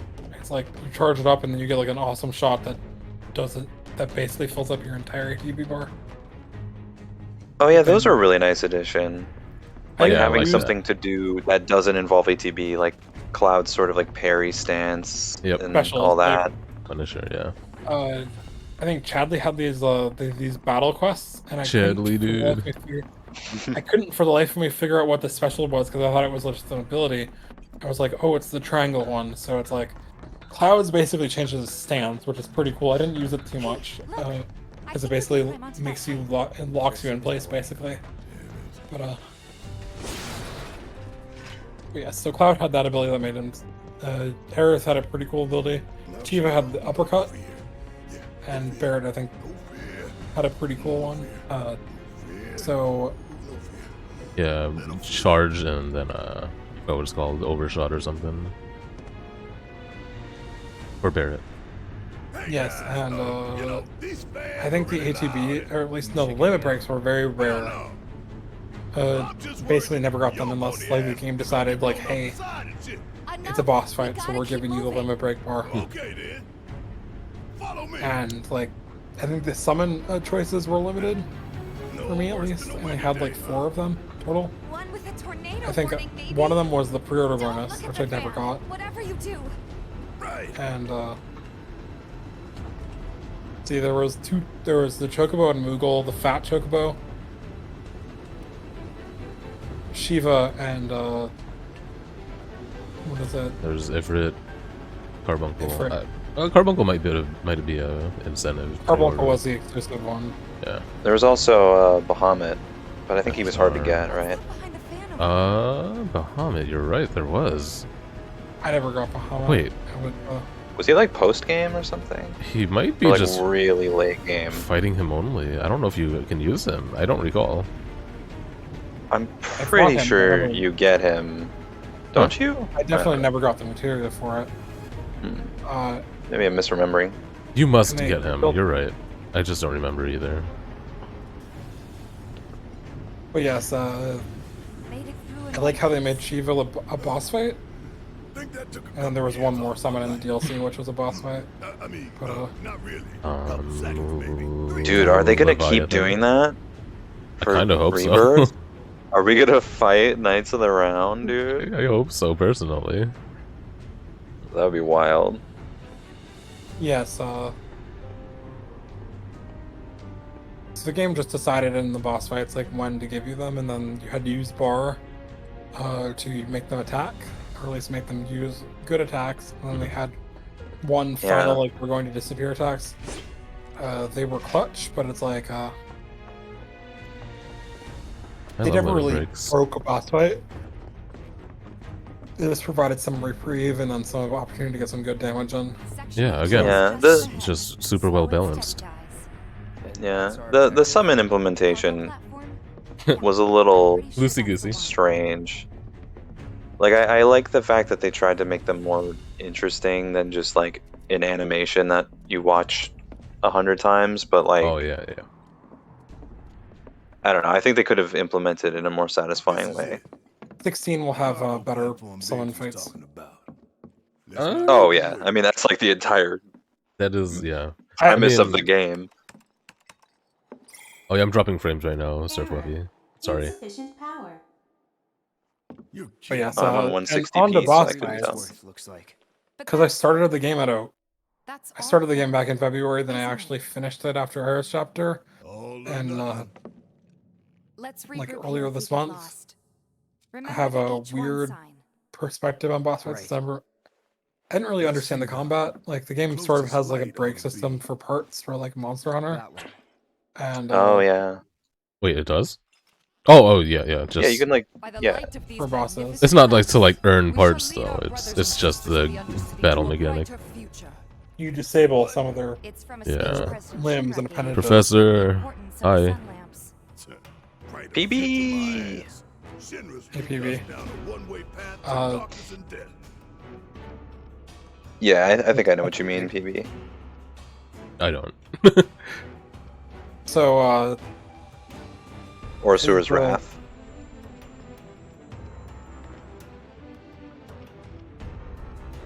So let's see. I think I didn't really get a good grasp of combat when I played the game back in February, and so I kind of just played as Cloud and That's what Twitch I'm currently sparingly. doing for the most part. I played as Tifa a bit, and so I remember getting to the second bombing, and you fall in to the church, and then you immediately fight the Turk. Mhm. I was like, this is a tough boss fight, and because you just had Cloud. Yeah. So yeah, it was but then the next big boss fight in that in like the next chapter is in the Underground Coliseum in Wall Market. Who could forget? Heck House. Digit. I think, man, like having not having the basis for that enemy. I wonder. Well, I knew that there was an enemy called the Hell House Yeah. because of Chat, general I guess, or people, podcasts yeah. and stuff. But I didn't really have it on the top of my mind. Like when I was playing the game, I was like, I messaged you in Discord. I was like, Wall Market, and you were like, you said this ridiculous message that I think was a line from the original game. It definitely wasn't in the remake. And then I was like, Hell House, and I just said that, and that boss is cool in design. It's very unexpected. Yes. It's probably my least favorite boss in the game because of the implementation of its mechanics. It's The something I didn't really presentation understand. is cooler than the actual fight. Yeah. Yeah. Aerith, So, and it's just a house. so the game has at least the house has a force field around it. It's shield. Yeah, you're right. I That's hated blue. that. So, but then you inspect it with your analysis materia, and it's like, well, when it's one element, I think when it's ice, you use fire. When it's fire, you use ice. When it's wind, you use lightning. And when it's lightning, you use wind. I think that's how the elements work in the game. Mm. But it's like you have to attack it with its elemental weakness in order to break the shield or whatever.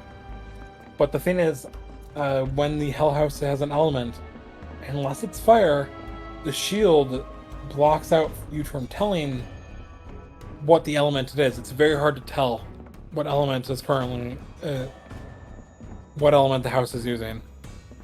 I thought that was like, that's why it's my least favorite boss, is because it has ridiculous attacks. I think can fly for some reason, despite it being a freaking house. You're right. It's a flying house. That was It's new. Spectacle. It's like this makes so much sense, and it's like that's why it's like, hey, we want to get our money back in Wall Market, and okay, you can stop this now. This image, it's cursed. Oh. I just looked over. Oh my god. Sorry, I was getting a screenshot. Yeah. Hell's flying house is where it's at.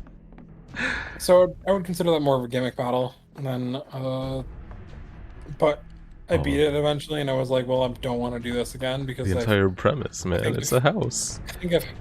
I think if the elements were more readily apparent and readable, the fight would be more enjoyable.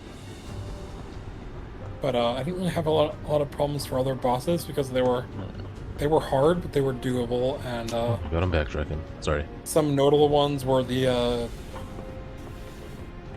Barret and Aerith fight against in the lobby of Shinra. Oh yeah. Dude, so sick. That was a nice added boss fight because like those two don't spend any time with each other outside of that like section of the game. Yeah, exactly. That is an OG, by the way. Entirely ranged. It was entirely ranged as well. There's this weird fight where Cloud fights a freaking Tonberry, which I know very little about. But Yes. it's like these gangsters are like, hey, we brought this here to take you out, and it's a Tonberry. Let's see some of the other cool boss fights. Before you move on, I do want to Rufus, say, dude. oh, That's sorry, my favorite fight. Which The one? Rufus, he said, the one you I just was about to mentioned with Aerith and Barrett. Like, I don't want to forget that. Sorry, Red 13 was there jumping around fighting too, which is awesome. But you can't control them, so. It's still sick. Yeah. So, what was I gonna say? Rufus. That was gonna be my last point, because Rufus was a gimmick fight, but it's like it makes sense story-wise why it was a. It wasn't a gimmick gimmick. It was a gimmick fight. You could only attack him with limit breaks. That's not true at all. I don't even remember the mechanics. If you attacked Rufus, okay, I'll just say I don't know if he was in the original game at all. He is. Yes, he is. But holy shit, what a freaking boss design! Rufus, his hound, and a freaking shotgun he uses as a short staff. Yeah, I don't recall Laser him having coin a- bounces. Yes. I think I've seen something like that before, so it was like, wow, this is cool. But I mean, it's a way of making his shotgun more ranged weapon. But I mean, if you attacked Rufus, he would get an instant counter on you. Yeah, I mean, there's And if you definitely attack his dog, and if you attack his dog too many times, there's the hound too definitely- many times, you get counters again. If Oh, we have another wait. boss fight, they need to make it less bullshit. I don't know if there's a better way of actually attacking him. There is. But I was just trying to keep up my HP, and I only got little damage to him when there was one there. And I finally took up when I took up the hound, they actually made it easier. But from a visual standpoint, that was like when I say that Shinra has like a good boss design, I think Shinra has good like villain designs, basically. I was like, they did a very good job with Rufus, even though they killed off the president. He was like, so sick. I loved him. It's like this is a villain that you're going to fight again in another game. What up, You can DD? easily see it. Sorry, Danish Dies. What's up, man? So Fuffy, just play the DLC. Please play it. I'm like begging her.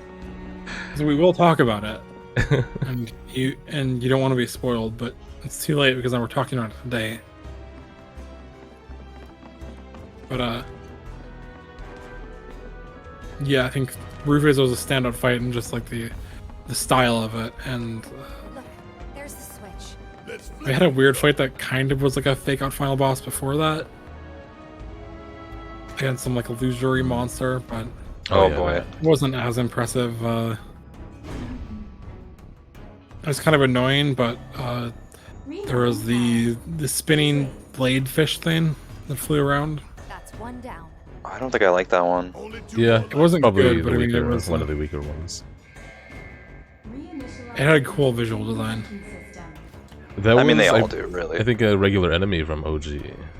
Intrusion. Yeah, they did that a lot in this game. Because of us. Like Hell House, for instance. Like just Yeah. kind of Was a promoting regular- The correct choice. unique enemies. Roche was a pretty cool fight. The one. I'm glad on fight- replays. You fight him I'm only glad once, that right? on you fight him on the Don't you fight him motorcycle and twice? on the ground. Oh yeah, at the end. Yeah, but that's all in one thing. It's all in one chapter. No. Like at the end. Oh, isn't he on like the highway at the end? No, you fight him on the motorcycle and on the ground. In the same chapter. Yeah. Oh, does he never pop up after that one chapter? I believe that's the case. Hmm. He's on Again, a foggy memory, but that's why I said like earlier. He's still kind of a mystery. You could play Fort Condor against him in the DLC. Yeah. No, don't say that. It's spoily. Let's finish this. Keep it together. All set. Yeah, I'm sorry about that. But he was an excellent character. I can see him appearing again just because with you traveling the world and him literally We restored power to more than just security. Remember? being obsessed with his motorcycle, I think he's gonna appear. We won't talk about the DLC anymore, I'm sorry. That's kind of like a... But yeah. By the way, Professor. When we talk about it, we will bring it up, and we'll talk about it for a few minutes, but yes, but play it. You should play it. Yeah, the So we DLC don't was have my to feel worried about... 2021 goatee, so please give it a shot. We can move this. You don't have to play the original game, but you should play the DLC because it's short. It's fun. He played this game. But yes, Which so yeah, that's pretty much about it for the combat until we actually talk about the DLC, because there's more to talk about out there. But I mean, If we can't make sense of it's this, we're gonna get a very good implementation. I don't see why Final Fantasy needs to reinvent the wheel when they have a very good system that basically implements tactics, 3D action, character switching. The slow-mo when you're choosing in the menus is just beautiful to It look goes at as well. super slow. Yeah. So, God, I hope I didn't scare people away by saying one thing. But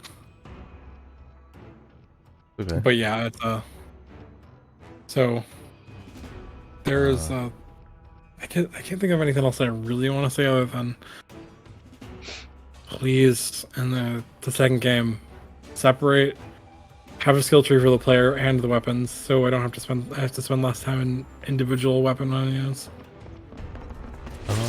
Also, aerial combat sucks, and they need to make it way better. I think It's basically if an enemy is in the sky, if you're playing as Tifa or Cloud, you just shoot up into the air and do your regular attacks. yeah. I mean, I guess it could be better. They Tifa did has improve It's it. so jank. Giant kick that Yeah, you can a only little attack bit, a enemies little that are on the ground, and that drives me up a wall. Did you try that? Sorry. Try what? Tifa has a flying kick ability that can only attack enemies that are on the ground. Because she jumps That's up in kind the of- air and then lands kicks as she lands, so you can't get any height with that. And using abilities against flying enemies is kind of terrible unless you're playing as Barrett. I mean, you have like a lot of tools at your disposal. Taking over. There are Aerith parts- actually has a lot of short and medium range abilities, which I like for... Yeah. Don't get me wrong, it is janky, but Like, yeah, if do you have have to a mark on ranged character, it's fine. But if you're just playing as Cloud or Tifa, then it's like kind of frustrating. Especially when you're relying on ATB to get your magic back, and then you shoot your spell and it fucking misses. dude, ice And you have and to just fucking wait. wind. Yeah. Well, wind is like a lock-on though, I think, right? Doesn't it just It's just I immediately? had to attack to miss because the enemy moved. Yeah. Like ice, it takes a second to burst. It'll lock on, it'll go to the spot, and then it'll take a second until it explodes. And then I think wind is like a DOT, which they can easily move out of. Whereas pyro and electro are just shoot and hit. I wonder if they'll add more abilities. I never really used like poison, time, or the haste and the slow spells. Yeah, me neither. Yeah, I'm trying to There were remember. a lot I of- might have used a lot of those a little auxiliary bit in hard mode. Yeah, I did use them, just not. They didn't feel like necessary. But I have to talk about the worst fight in the game for a second. In your opinion. You fight them 2 times in Hojo's lab. So Oh, yep. The robot? whack-a-mole with Yeah. time stop ability. Fuck that thing. Oh yeah, that thing. The second time, the first time was fine because I somehow managed to beat them. But like with Tifa and Aerith, I fought them like Climb down from here. the first time you had Red 13, I believe, Slums down there. with Cloud and Barrett. But I mean, with Tifa and Aerith, you just I can show you around. you go up to them. Either they duck immediately or they use time stop, and you're fucked. I had to basically spam lightning on Power's on. Yeah. That is the worst fight in the game. They never needed to do those enemies again. Now they're gonna do actual prairie dogs in the open world field. At least those would be cute. Giant ones. I think they'll miss those Oh. kids. Giant ugly ones. I say the real son's the only one we need. To hell with Yeah, they will have to. night lights. Unless they have you fight General Soldiers and their forces, they're gonna have to have a lot more monster designs than in this game because they can't really have machines as much. We'll see about that. Buzz off. Let's finish this. I know very little about the original game though, so I don't know how many places are technically competent. Francis. What I understand is that Hi. what I understand is that like Shinra is or at least Midgar is the Mako capital, so it's the most technologically advanced place in the world. But No time to celebrate. that was my take on. So that's the combat. It's fun. It's Very fun. when I replayed the game, I was like, after a few months, I was like, I forgot how to lock on, and you think that'd be obvious, but I was like, and there are sometimes when the AI does really stupid things, and then you do really stupid things too. I found it very hard to consistently. We're right back where we started. I think the build-up time for enemy attacks could be a little longer. Build up time for what? Because I Sorry. found it hard, the build-up time for like the enemy attacks, like especially large ones. Like sometimes they like a boss will build up and they'll tell you what the attack is, like straight up, like in text. But I mean, it's not like a Xenoblade where like everything is an AOE attack. Like if you avoid the attack, you won't get hurt. If you dodge the if you block the attack, you'll take less damage. So I almost never blocked in this game. Like almost never, because I was always just attacking to build a bar. And I think maybe a slightly better trade-off, and if you successfully block, your bar fills up a little bit faster. It Would be does. nice. Maybe because I blocked all the time. Yeah, me too. You get a lot of ATB just by blocking. I never really did it. But I just want to call attention to that song that Barrett just sang randomly. The wandering around dialogue is amazing in this too. I'll have to check it because I can't hear it. System service mode active.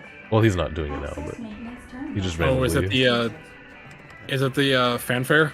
The victory fanfare? This is a Chocobo song right now. Oh, what he sang? No, he just sang something very random. Because I will say, once I got Bear back into my party, and the first time he did the victory fanfare, Yeah. like after it was like that's an incredible voice line. Yeah. Just, instead of like the game won't play it, but it has one of the characters sing it out loud. And that's funny because I've heard people express that they hated it. I think it's excellent. Please. I know, right? Oh, please, It's exactly. It shows a lack of like, I don't know, like it's just a song in the world, you know? Yeah. I think Barrett actually talks about it at some point. Like it's Yeah, I think he does.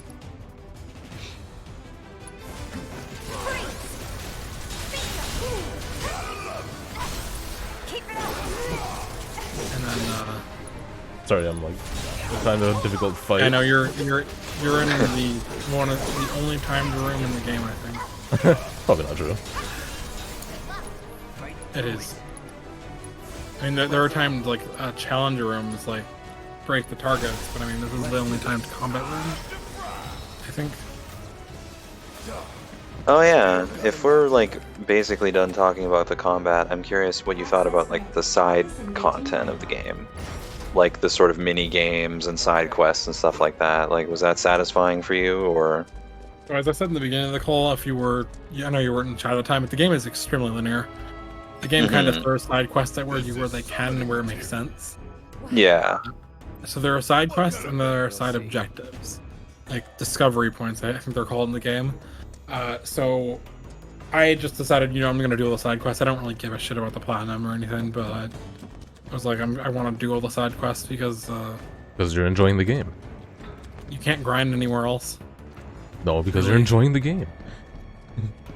And I want if there's a weapon, I want it because I want the ability.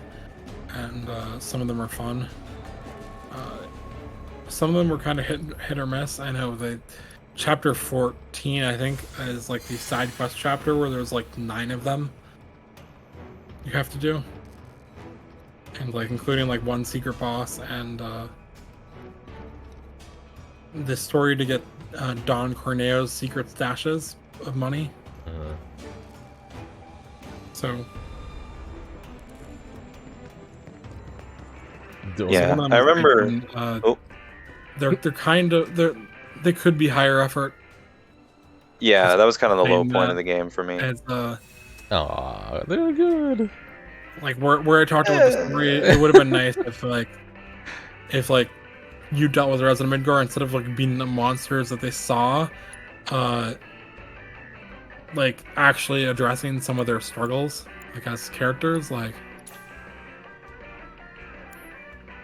hey, I lost like my, like, I don't know, maybe like someone lost their train card out in the wilderness and they can't get their job and they can't afford to feed their family or something. I don't know.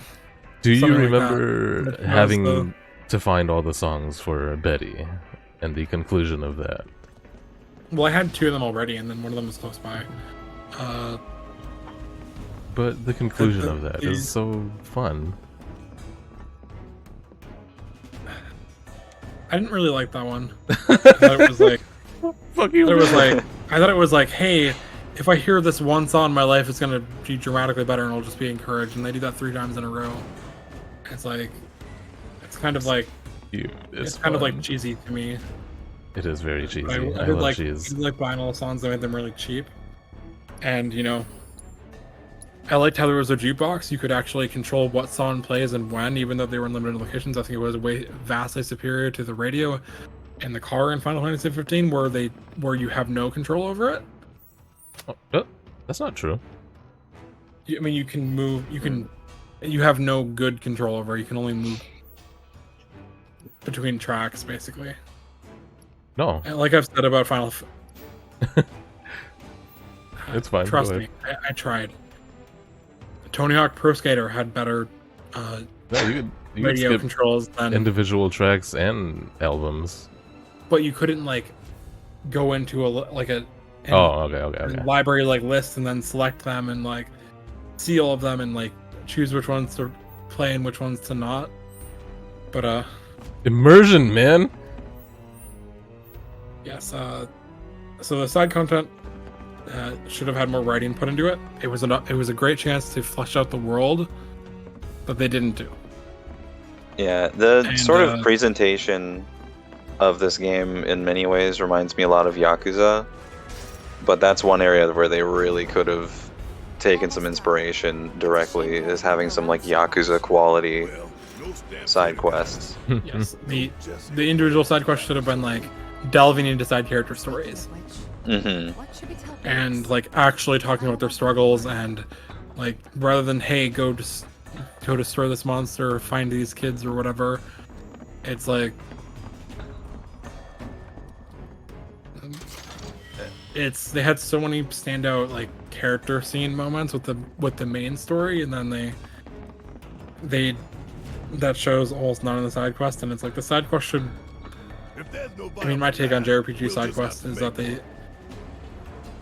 that when you're playing them, you should want to be playing them instead of the main story, because they should be Yeah, they I should be guess- little vignettes.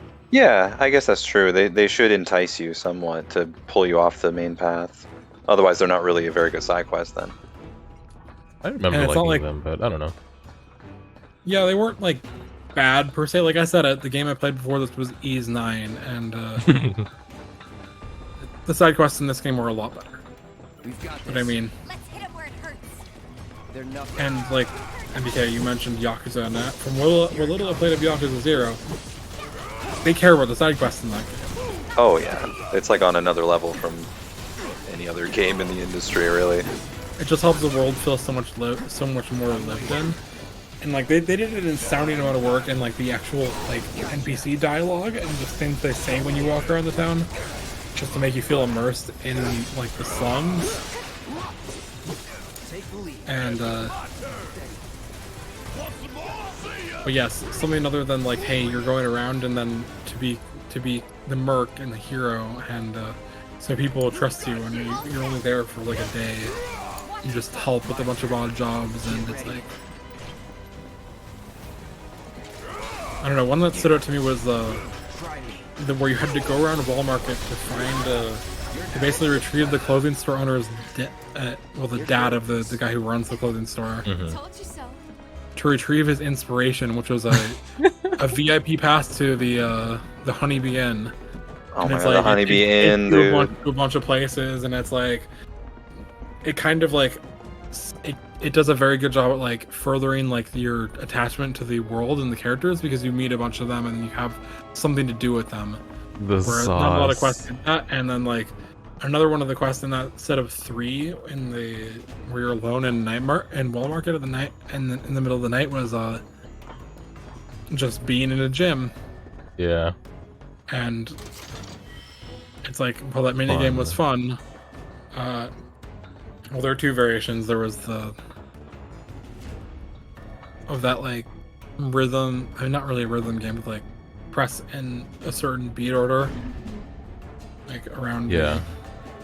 And that makes That was a lot easier for me since I've learned the PS5 for the Sony controller, whereas a few years ago I had no idea where the buttons were. But I hope that Jesse's and they were all in the right place. Yeah, contextualize on screen as well. Recovery is to kick Shinra ass in her stead. I know. A quick Cloud's gotta cover go back to my the combat.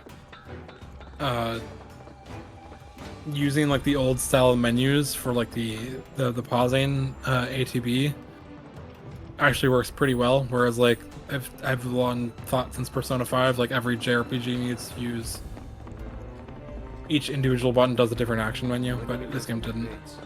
Soon It was fine. enough, don't you worry. Yeah. He knew we might It was fine. so he came up with a few ways to kill time. Or at least that wouldn't have helped this game, because it would have made it more confusing. But yes, the side quests. I'm hoping for better ones. I'm not expecting better ones though, because you know they're gonna put their 110% effort into the main story, and then Yeah. everything else will just be backdrop. But there is an opportunity, I think, if the next games are less open or less linear, just to have like more monster hunting and like quests that go places, rather than like, hey, in this chapter you have these quests, but they're no longer available after you continue the story. Because I mean that was kind of a lull when I hit chapter 14. It was like, hey, there are 9 quests available, but like you can, if you want to continue the story, you have to miss all of them. Yeah, because you'll probably be able to just like go back, you know, just go on like a chocobo ride or whatever to whatever town. So if you don't feel like doing the quest now, you don't have to. But then like, Yeah, just come back.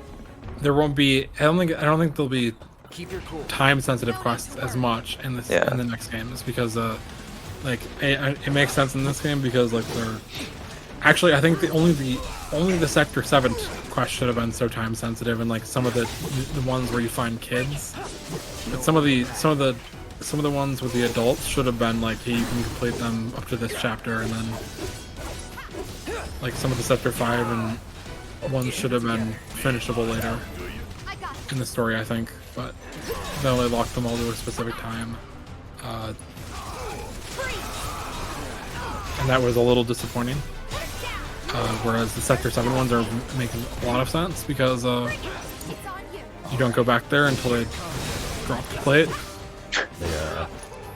That reminds me. I don't know if you recall, Digit, but the sequence where they drop the plate, you know, and there's all that destruction, I know where you're going. and then there's this shot of this little I was gonna bring that up cat when we got to it, creature.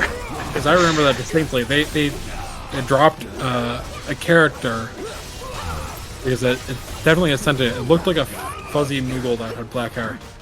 But, Fuzzy But Moogle. it was like, I mean, they're all. I don't know fuzzy. who it is. I don't really want to know right now because there was like, Yeah. but Did it's that like here's feel this out of here's place? this well. That didn't need to be Because I was gonna bring this up because I thought it was pretty important as like, hey, It is. I was like, set the plate dropped, and you know, Heads up, y'all. and we have to talk more about the actual plate dropping because it was a bigger event than just this character. But I mean, in the big CG animated scene, you see this fuzzy creature go up to the edge of like, I don't know, one of the other plates and look down on like the destruction, like they've been, and then feel like I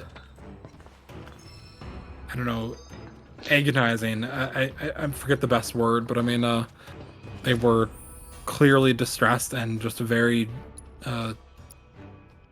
upset because of it, Yeah. and it looked like they were trying to stop it, even though like I have no idea who that character is, and that's the only time they appeared in this game. Yeah. Very Yeah, random. the one time they appeared in this game, and it's like this character has to be important for a reason. I expected either in in the main game to run into that creature, but I mean when you go topside, you after from like, okay, I just gotta bring this up real quick. When you asked the guy that worked for Don Carreo to get you away topside, and he just gave you a grapple gun, which you already had one, and then you had to climb up manually. That was kind of bullshit. Yeah, that was a little silly. It was like, oh, we just used the grapple gun to get over this one wall, and it's like I thought he would lead us to an elevator somewhere, and I expected no kind elevators. of another, yeah, I expected Either another the train section, or nothing. yeah, I expected another section topside through a residential district to get to Shinra. Like even just a short walkthrough across the block, I expected a section like that where we might Yeah. meet them. Because it's like as soon as we reach the halfway point on the trip up, they just like, oh, we're in Shinra's lobby now. And I think that's like the, and that kind of is a weird jump for me. I think It is. I think I would have done well Yeah. with a chapter where you climb up and then have to walk through a bunch of people that are all freaking out because we have to talk more about the plate dropping because not like they kind of really didn't talk about it in the cutscenes. Like they had this cutscene where like in the president of Shinra's room, where the director of like public infrastructure is like talking. What about there are 50,000 people that live below the plate, and it's like, what about the people that live on top of the plate? They never talk about that, and Oh yeah. and Okay. it's like can we at least warn them? And they never do that for the people that live on the plate either. So it's like not only did they sentence the people that live below the plate to death by like 1 million pounds of metal, but the people that lived in the plate also, like, their lives are miserable. I Yeah. mean, they probably died in that too. I actually do remember So- bringing this up, and it was kind of why I thought Jesse's parents might have lived on top of that, but I don't think there was confirmation. They did definitely tell you what sector that her parents lived in, but I don't remember because I was back in February. So we'd have to look it up. But it was more of a just how crazy evil Shinra is that they're like, oh, Yeah. Avalanche is based there, so we're going to drop an entire plate on them to teach them a lesson, and we don't Kind of care an what inefficient workers we want. Way of dealing with that. I don't know if that. I think that's what happened in the original as well. They were sending a message with it. But just the general disdain and just how much they don't care about like their residents when they drop a plate on the ground, like, and it's like we don't need to rebuild it because we're going to build a new city that hasn't even started yet. Yeah. And Speaking of that, that reminds me of a plot detail. I don't know if you knew about this, but in the second bombing mission, is that the one where the bombing goes wrong and there's like way more destruction than there should have been, or is that the first one? The that's first the first one. The first one is like I don't know if this is in the original game, but It was the first one, yeah. Yeah. But yeah, so Jesse has all this guilt and stuff over the bomb being too strong and all that, and like Avalanche is kind of like, are we the baddies, essentially? But they added a detail in the remake that made it clear that Shinra themselves blew it up. Yeah. Yeah, they have the security Which- cam footage of them Yeah. having robots shoot and just destroy the Which actual was not bomb. in the original game. So I just think that's an interesting detail to kind of like, you know, just purely pin that on Shinra being, it's like their fault that the blast was. Because that they're drawing more energy than they actually need, and then treat it as a limitless resource because they have 8 reactors. Yeah. And so they just have like, they're treating it like they're never going to run out of energy. So it's like it doesn't really hurt. Besides like the loss in infrastructure, because they can still run Midgar with 7 reactors just fine because they don't need it, because they treat it like an endless resource. Like they have 8 for like to run it at like max capacity, I guess. At least that's how I view it. To me, Yeah. it was purely for them wanting to slander Avalanche more, to make them look like they killed all these people on purpose. That's how I read I it. guess that does make sense, I suppose. But it does kind of change the story a little bit from like Avalanche, you know, just kind of think it like changes it throwing too. around the idea that they can cause some harm as well in their quests to do good. True. But yeah, I do want to talk about Avalanche more later. Not now though. 'Cause Whenever, yeah. It's also DLC talk, but they're clearly not winning the PR war. One thing I really don't like Yeah. about the game is that like Shit. they have like, you know, Barrett, Tifa, Cloud, Jesse, Biggs, and Wedge were all photographed and filmed during the bombing missions. Shinra knows who they are, basically, And we're back at the Yeah. cargo but Get ready, they Marco don't Reactor. use that footage for anything at all. Basically, it's like Yeah, they're you're looking right. for Barrett, but they have no idea who he is, even though someone like Don Corneo's men were looking for Barrett, even though it's like, hey, there's this guy that has a freaking minigun on his arm that runs a bar in the next sector over. Yeah.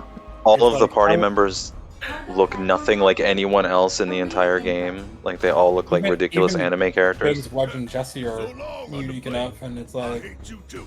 it's like they wouldn't have any trouble finding Barrett. Yeah. Like they I mean, you can kind of reason it being like, hey, we've already decided after the first bomb mission, we're just gonna drop the plate. Also, I mean, we do kill everyone, so maybe that's it, you know? No, there's a scene when you meet the mayor and the library of Shinra Slaughterhouse for they butcher the plant. headquarters. Then there's the He specifically mentions that he's the one that's been changing the security cameras to blank Yeah. images, so you can get through. But I mean, It's the yes, reactor there are no other back in there are the no day. other black people in the game currently, and Barrett is a big guy Yeah. who runs his own business, and yeah, it's We're Just- he, I guess he's never unless- in one unless- place. unless you fair. frame it as like the executives of Shinra wanted to drop the plate immediately after the bombing, it makes no sense that like they wouldn't try to do something about the enemies, like try to do something about them in the first place, you know?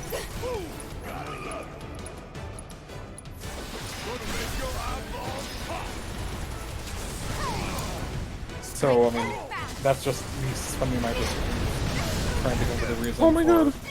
This ridiculous thing.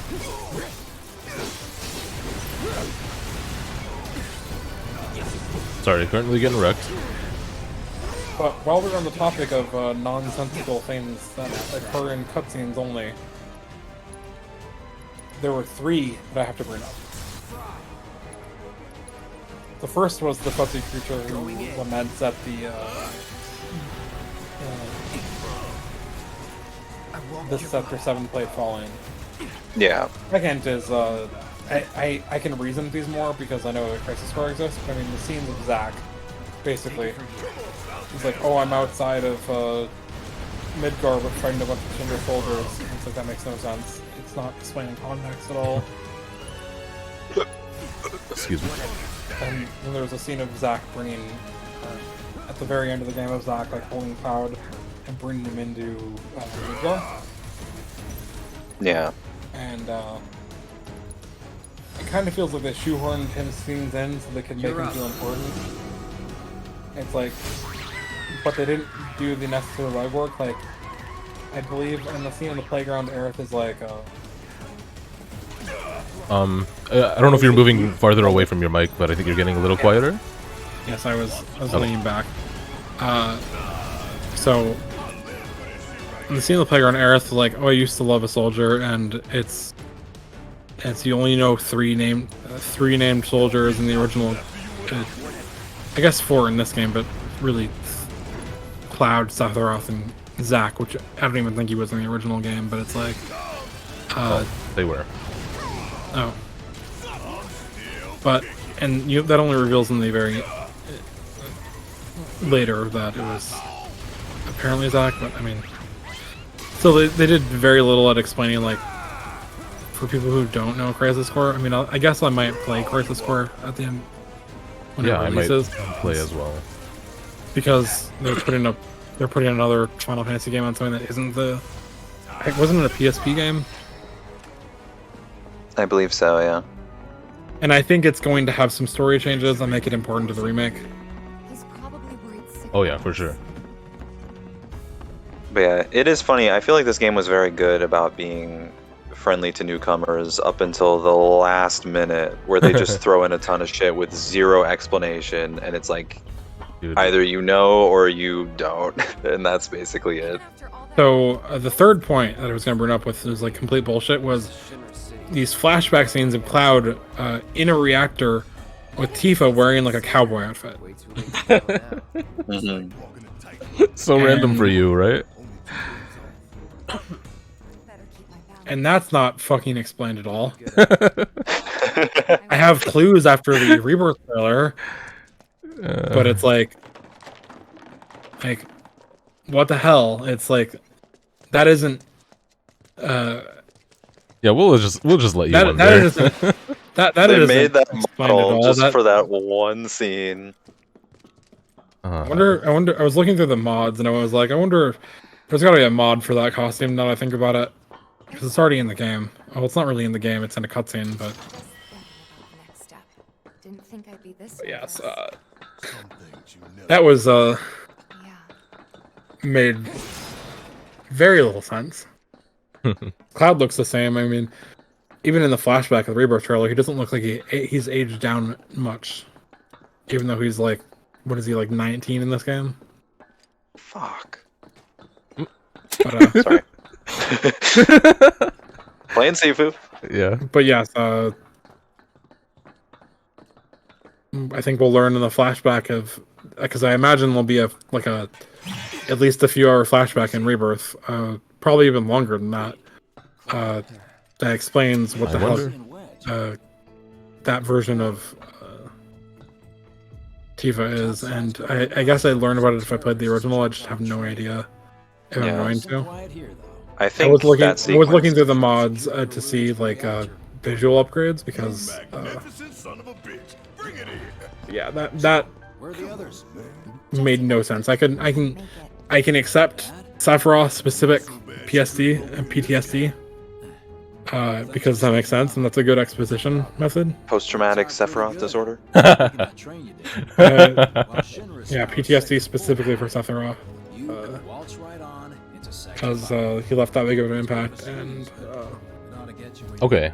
but yeah, those cowboy seeds made no sense in character, and then there were then I guess the other things in the story were like the whole Ready to take on the you don't really understand, but like the whole like Make sure everyone gets clear, okay? Genova thing, and Sephiroth, at least what I think is Sephiroth was stealing that that I don't know, like corpse out of the machine who's might actually be alive, but like was described as Hojo's crowning achievement, and Secure 'em to your belt or whatever so you don't dropped the purple goop everywhere that sparkled. using these babies Yeah, So that's something I wanted. You guys were talking about earlier, but I wasn't in voice chat yet. I believe the first time Sephiroth is ever like referenced or appears, I think, is in that part of Shinra Tower where there's like the blood trail, Oh yeah, you're right. and That's like you it. Yep. see him. I believe that's the first time he appears. yes, but the game has already done a little bit more exposition. But it's like, Excuse me, sir. like I said, the quickly now. earlier when we were talking about like Sephiroth is that like he's kind of a crapshoot in this game because you don't know. It's hard to tell if he's actually real Hmm. because like the game kind of like it sets up like Heidegger, Hojo, and Scarlet and President Shinra, even Rufus as like pretty This place cool reeks of villains, Mako. but Yeah. like Looks like we made it. it does very shit for Sephiroth, and it's building that up. Like I think the PTSD is probably the best way they could have handled it. Layout's the same as But I mean, I still think the ending of the game would have made a little more sense in context without the boss fight against Sephiroth, because it's a crapshoot. Like the game doesn't do enough to establish that Sephiroth is actually there, and Yeah. because what I believe is original to the remake is the whole concept of fate and the ghosts. Oh, for sure, yeah. So you understand all there's that, having great- not played OG. Well, it's not hard to understand. There's these ghosts that basically determine fate, and it's like if things are going wrong or big moments, they appear, and not everyone can see them. Like Aerith could see them originally because she was an ancient, but I mean, that's how I've always viewed it, Sir Fuffy. It's a different take on the original story. It's Yeah, a like lot how of I've used people all the consider games it. is that they all have the same like soul and ethos, but I mean they're all different takes on the same scenario. So it's like Mhm. it's not the same game as the original. I think things are gonna drastically change at some point. Like I hope Aerith lives. But Oh no. Can't move the camera. but yes, there's a whole. I don't really know exactly what you're talking about because it's like a lot of JRPGs have like this bullshit exposition that happens all the time, Kind of Well- and it's like there are these things in games that it's like, oh, you have to learn them over time. But I mean, it's like I understood that like, hey, there's this really powerful, maybe living being, maybe corpse called Genova that Sephiroth wants for his own gains. I know that he's a crazy person who's somehow they do a good job at foreshadowing this. Despite me reading this in like a Reddit post, like when I was about to finish the game, it's like, despite it being in the logo, even it's like I didn't know there was a meteor. So I only learned that recently. But I was like, they did a really good job at like, hey, through that fate scene sequence, which is like, hey, Sephiroth is here, and like his main goal is to basically summon a meteor down to the planet and destroy life. And it kind of like, well, I said the Sephiroth boss fight was a crapshoot. I think that was very well exposed. Was like the threat of Sephiroth, and I don't know how the original game does it, but like Barrett leaving his little girl and makes a lot more sense in this game if you consider the fact that like he knows that there's a guy that's literally trying to summon a meteor to destroy the planet. Why he That's would true. leave Midgar, because like something I don't really like in JRPGs is like when party members just appear and then you finish their storyline, but they're gonna stick with you for whatever reason when they have no reason to. And it's like I see Barrett being like, Shinra's evil, but the planet's gone if like we all die if a meteor hits. So I'm gonna focus on that and kind of just forces Aerith's adopted mom to take care of his kid, which was kind of weird, but I guess Biggs made it and he lives and the orphanage is right there, so she'll be fine. Is that something worth bringing up, or would that be? I don't know if that would be spoilery, right? No, just say To talk about as the long fact as that it's like Biggs, Wedge, and Yeah, okay. Jesse all are like 100% dead in the original. So they kind of did a. I don't know about Wedge because they kind of like switched up a little bit because Wedge might not have made it out of Shinra, but he could have. yeah. Oh yeah, they're kind of Uh, ambiguous about that. That's what he's and- saying. It's in OG, they're all guaranteed dead. Yeah, I could see that happening. But I mean, then Biggs, you thought he died because he had the first death scene, and he survived the collapse and then ended up in the orphanage where he was a volunteer, which I think was a very good detail of being like, this is what he was doing before he was Well, hold on. joined an Like- eco-terrorist cell. Again, they were very vague about it. You saw his gloves. That's it. That's not. I don't think that's 100% confirmation, but What do you little- mean gloves? you don't see him Well, there. No, you literally one of the orphanage employees literally talks about Biggs. No, I mean. Don't you see Biggs like wake yeah. up or something? Is he like laying on a bed? Do you? I think so. I don't know, but so you see, but like literally, there's a scene in the main game where you're talking to like actually, yeah, it was a black lady, and I forget her name, but she was the one. She was also the one who was trying to be Honeybee, a dancer. yeah. But she's talking about how she wants to do better, like Biggs, because Biggs taught her. Yeah, I'm not doubting that he volunteered there. I just mean we were not sure if he survived or not. Told you so. Probably But though. they leave it open to Wedge, and I think Wedge will survive too because I think they need support characters, or they'll use them, but for something at least. And despite like Jesse being like the easy choice for like, hey fans, which of the three do you want to live? I think she's actually dead. Dude, I bet they're all alive. Yeah. But they're all gonna die. But if heard they're all that's alive, I'd anyway. accept it. Yeah.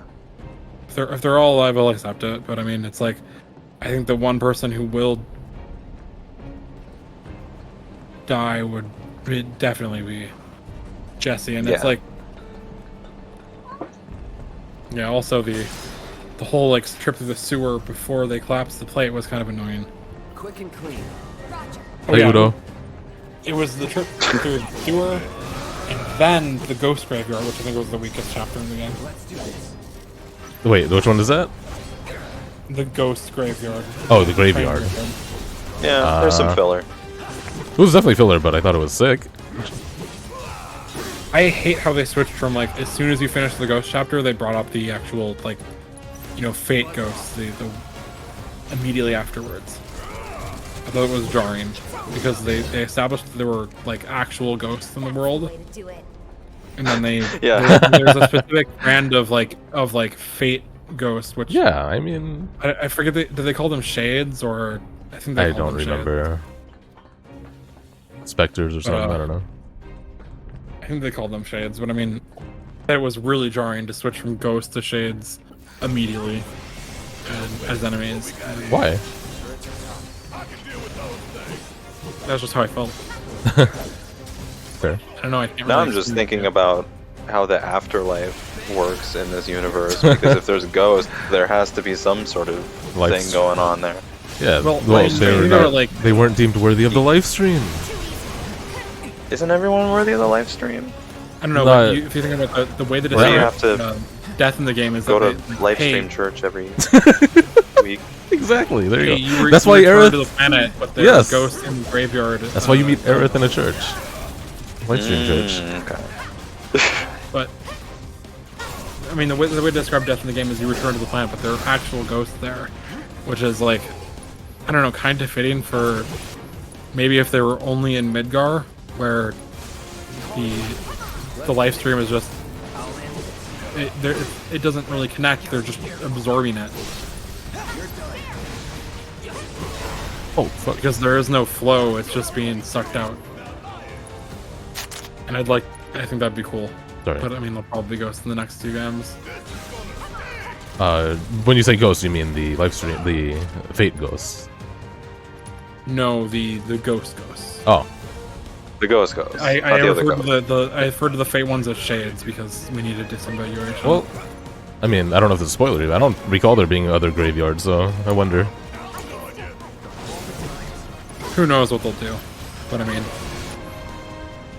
that's at least my take on ghosts. So I do have to talk about level design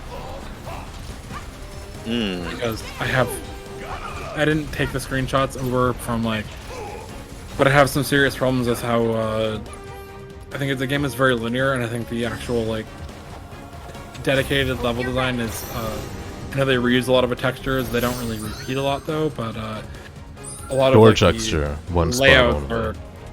I don't even know where that door is, but I mean, You wouldn't. That's Oh yeah, why. they fixed it. I know they didn't fix it per se, but I mean, so I brought this up back in February, but so when you reach the top of the sector after the bombing mission, and you're top side, and everything's destroyed, it's basically a hey, look at how everything's destroyed, and you're in this alleyway, and you're in an enclosed area, and to get to the main road, you have to climb on top of a building, and then cross over. But then once you get on the other side of the building, you can literally see the alleyway, and Yes. the only thing blocking your path is just these cars Some rubble that are or just parked something, yeah. sideways. I remember. And they're Meanwhile, not even on Cloud, fire. You could, Cloud, He like a super regular jumps. human, could just slide over them. They could climb over the cars, but I mean, Cloud could have easily cleared those cars without any issue. Could have but cut I him in mean, half. yeah, and Cloud is a superhuman. He does the craziest feats and cutscenes. But I mean, there are so many points in the game where it's hey, you have to do this bullshit task to get up here. Robot hands. Robot hands. You know what the there's truth this business is? tours where you have to cross a bridge that's falling apart, but when you get to the other side of the bridge, there's just a bunch of crap between where you were previously before you went down, and you could just climb over that shit, and you wouldn't have to deal with a bridge over dirty water. Cloud And, was just exploring, and he ended up there. That's all it was. yes, so I think the level design is very weak in the sense that there's just so much that's it doesn't realistically make sense, because Yeah. you'd be able to, Here it is. a normal human would be able to get past these. Oh. Yeah. Forgot it was right here.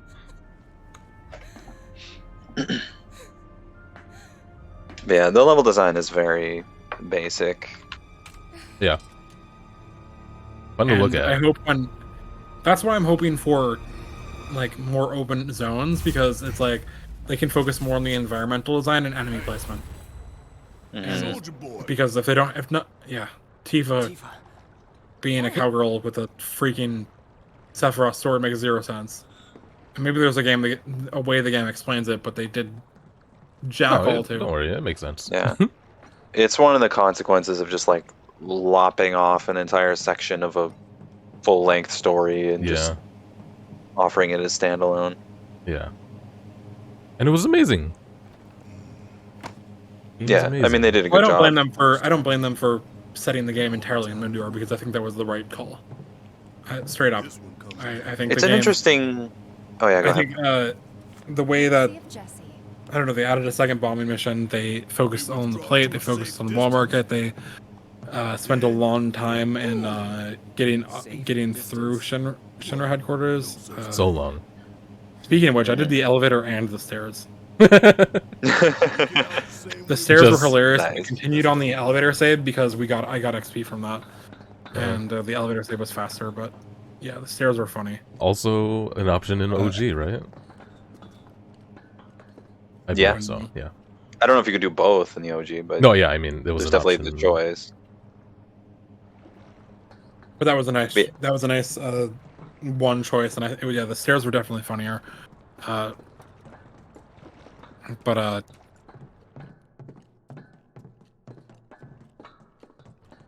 and it's just a side effect of the game being so linear, and then the environment art, Where you going? the architecture, just Perfect timing. should take a dip. Wait a minute. Is someone watching? Yes, but there are so many places in the game where it doesn't where the level design doesn't make sense realistically, Yeah, plenty. and just a lot of ladders to climb, and the textures were kind of samey, and As architect of our populous engagement campaign but you know, and of public security, it works out. I guess the spectacle paid off. Yeah. I don't know if level design is usually something I think about when it comes to JRPGs. I Not that there is isn't reason to improve it, but... Dungeon design, I guess. Yeah, but it's mostly just like running through rooms and fighting things and opening chests. There's not a lot of like interesting exploration, I guess. I want it to make sense for me because I don't know. I just hate my I hate my not being able to keep my suspension of disbelief for doing these really mundane tasks. Like none of the puzzles were actually good. Just move this hand. I don't know if I ever had that problem while playing. But I'm always RP yeah, walking, looking around, like yeah, just admiring the graphics. you would. But I mean, it's just really just the. I can see the stream just fine. So maybe refresh. But it's just really disappointing because like, especially that scene when they that entire scene on the top plate after the bombing was just here's a spectacle. Yes. And then I 10 see out it, of 10. and then I see this, then I see the spectacle unwind from my eyes. The puzzles had no point because they didn't challenge you in any way, and they were just kind of busy work.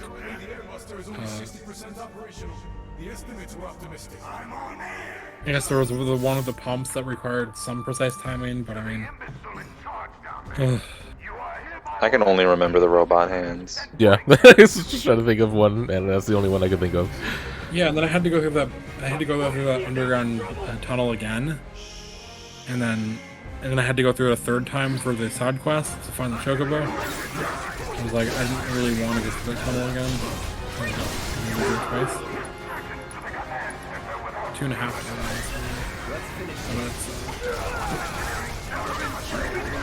But yeah, so these are the shock troopers in case you wanted to see what the Voldo looking assholes.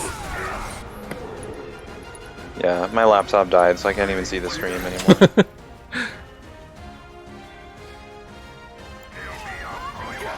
A second. Oop, what the hell?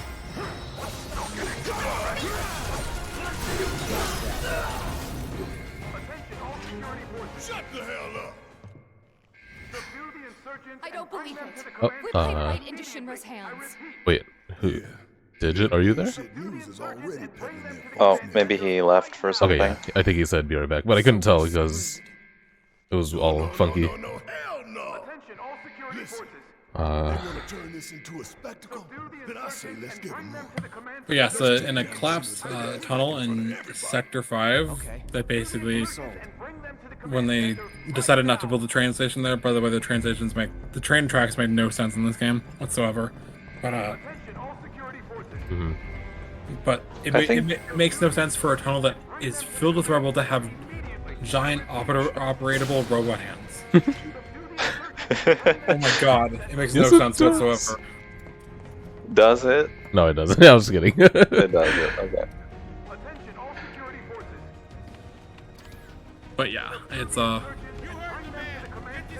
I mean, there were a few times where it's like I can't really blame them because they did so much fucking work on making the city impressive, and like the scale of it is astounding, and I think like even making the Midgar like a prologue level, or at least the first half of one game, kind of would have been a disservice to it.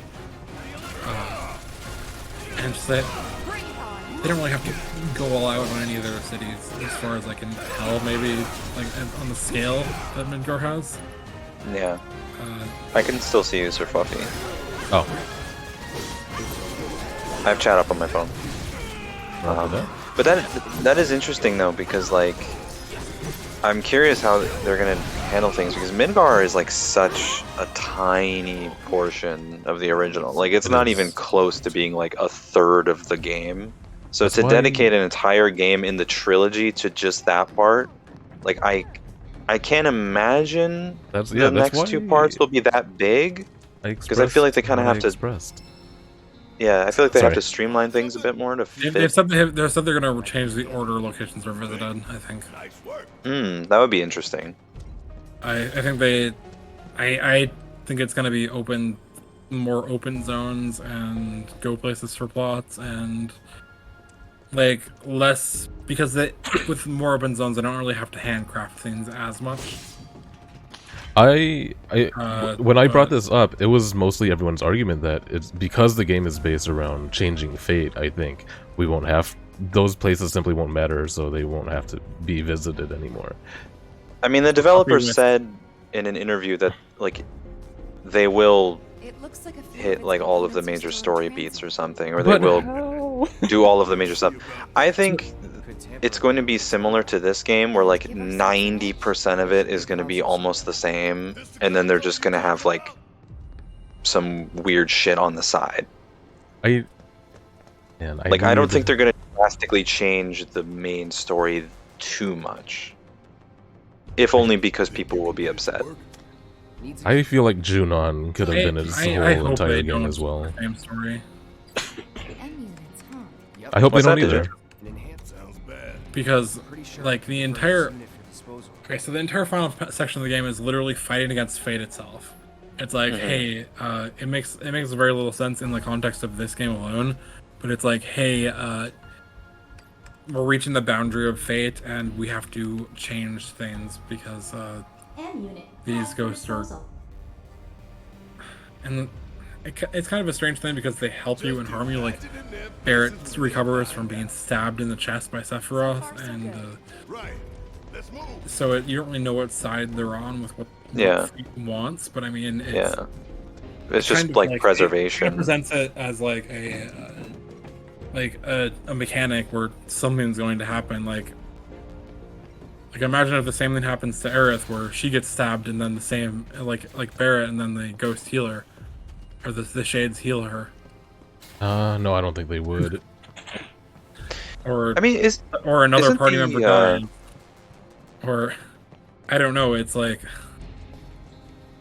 Their entire goal, Yeah. I think, is just themselves. They want to stop Isn't- Sephiroth from blowing up the Earth, but they want to stop Shinra from sucking up the Earth.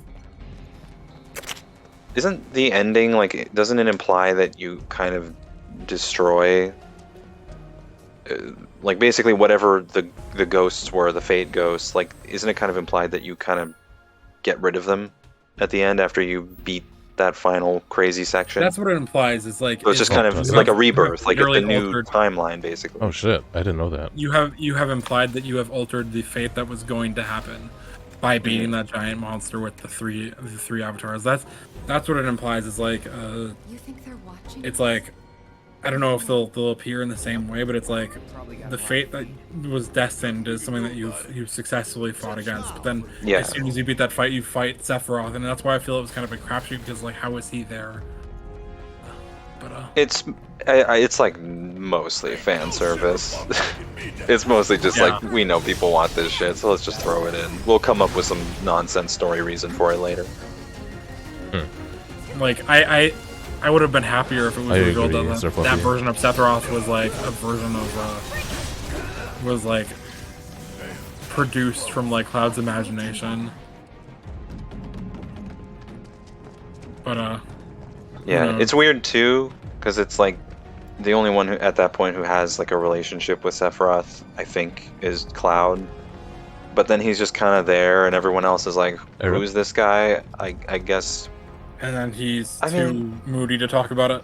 Yeah. Well, Mm, Aerith doesn't really I don't know Sephiroth, does she? Oh, But she she knows has who her he memories. is.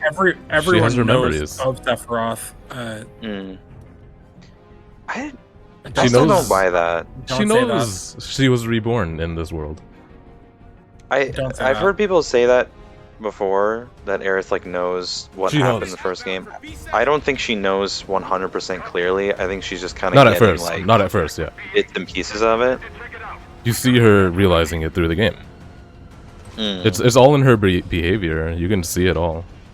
You're Yeah. saying things I don't really want to hear, but Okay. Okay. Wait, why? It's all part of the game you just played, and we're talking about.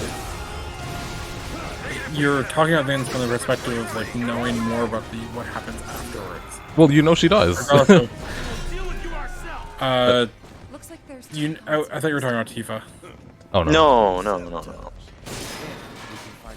but yes, I don't want Aerith to die because I think she's my favorite character in the game.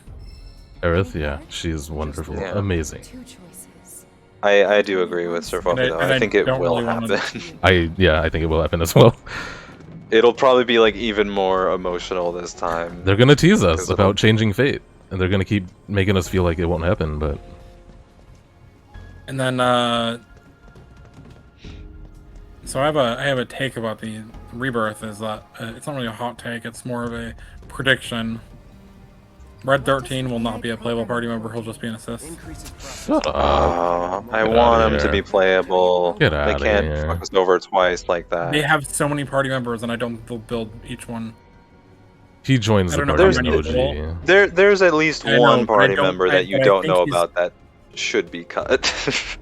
Wait, what? I wouldn't say who it is. There's I'm one harder than party some member people, but in the original that's like they don't have to be playable. Oh, okay. In game 2, they try to change fate and it won't work. In 3, it works. that's my that's take is that her- they already changed it. Programming core. Well, according to you guys. I was thinking No, I the mean my same take is that thing. they already changed it at the end of this game. Otherwise, the final boss fight would make no sense. Yeah, that's what I meant by I think- according to you guys. yeah. Because I didn't comprehend that at all. But I'm done. Because I mean, I've said it. I'll say it again. Sephiroth was a crapshoot in this game. The only thing that he achieved was taking Always has been. stealing Hojo's prize experiment, and it's like There's a lot to get Shinra into just with had so many Sephiroth, good but I villains, don't like know. Heidegger, fucking Rufus, man, just an incredible villain. Yeah. He's so sick. And just from design to how he attacks to just the way Sen Heidegger is talking to Rufus in a cutscene and is like vice president, and then Rufus says nothing, and then Sen is like president. Yeah, I remember that. Barrett, who are you talking to? The people put me on TV. I'm gonna drop some truth. 1,000 gills as they cut the sound. In my opinion, the fates make no sense. Sephiroth didn't make sense in the OG up to that point, and it still doesn't make sense in remake. Always has been. Yeah, it's always been a little convoluted to me personally. Not great, but I mean it's like if it wasn't for the fates, I guess it didn't really need them. I think they could have done with just the PTSD, and Yeah. that would have been enough for exposition. I love the fates. It's so sick.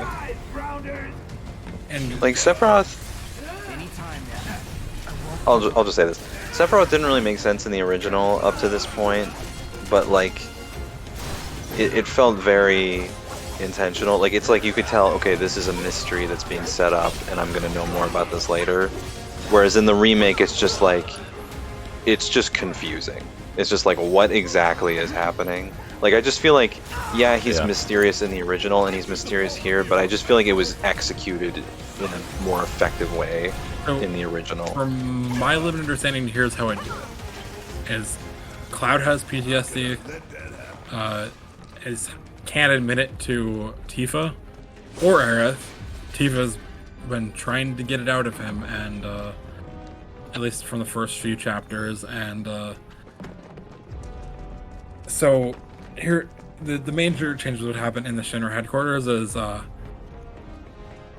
is I guess Cloud could find out that Sephiroth is there from like the mayor's cameras in the mayor's office and have like a breakdown.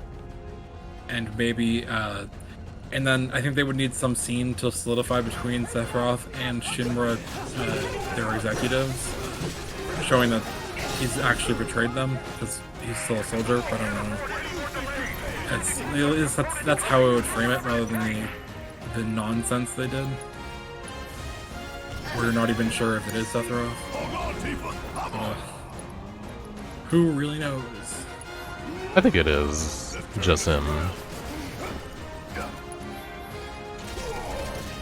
But no, there's a scene where Cloud literally sees a person, thinks it's Sephiroth, but then it appears to be one of the... Yeah, I know. I could explain that, but I don't know if that's a spoiler. You don't need to explain it, it's... Yeah. It makes little sense, but I mean, that's why I suspected he wasn't actually there. Yeah, it's just the explanation of it is also very funny to me. And when I first found out about it, I was like, kind of taken aback. But I think it's maybe like later in the game details, so I don't know. But yeah, it's so I mean, there's a lot of weird shit, but M unit. Another type. I mean, they have 2 more games to fix it and make it make sense. Mm-hmm. I hope they do more with, because like I can take the mysterious bullshit, I can take the cowboy Tifa, I can take the character that's introduced in a cutscene, but like Zack had voice lines. They needed to do more with him. I think that was just laziness. Either it shouldn't have been there, or they needed to do more. Like, there should have been a playable Zack section in this game. Not gonna like that. Yeah. Yes, but in this game there should have been a playable Zack section if they wanted to focus on him. Like, even just a short boss fight, I don't know. But yeah. Maybe Speaking of Advent Children, do you have any interest in Digit? Is that the movie? Yeah. I know nothing about it besides that Square Enix almost like... You don't say. Isn't that what caused... That was a... Square to go bankrupt or something? Spirits Within, I think, right? Oh no. The first CG movie they did? Yeah, unrelated to any game whatsoever. Doesn't Advent Children look worse than the gameplay of this game? I would say it does, yeah. Yeah. Like, obviously, like, you know, it's CG and... It's 15 years ago. Game engine graphics are a different thing, but like the thing about Advent Children though is that it's like it's set after 7, so it's like you can't watch that until you're either through the remake trilogy or play the original. I would recommend playing the original because it's a good game, and also just so you kind of have that added perspective. So much more I've been looking at visual mods to make the characters look less like shit. There is a mod on the PC version that like gives you better character models. Well, I got the PC version for $5, so yeah, it would be worth looking into some. I don't know if I'm going to play it. Still ugly in my opinion. I bought it as the. I bought it as like. I mean, what Square really needed to do was save the original assets and for the backgrounds, and then reproduce the game. But I mean, they didn't. So. Right here. But shit. Yeah, so yeah. What was I gonna say? There's more I had to say. Oh, there's so much to go over. Yeah. Do you want to break? Anybody? Maybe I'm gonna go pee. Maybe 5 minutes. Okay.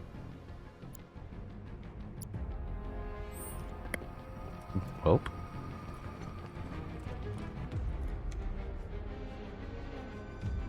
B5, this is engineering. You need to pick up the pace. We're running dangerously low on components because of those terrorists. It's been really hard to get any of my own words in, I feel. But I don't know what to say anyway.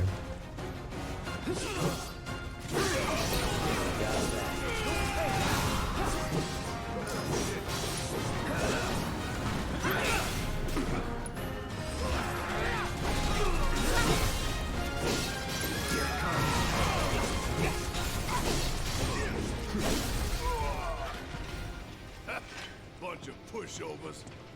Come on, y'all. Let's see what kind of mischief they were getting up to.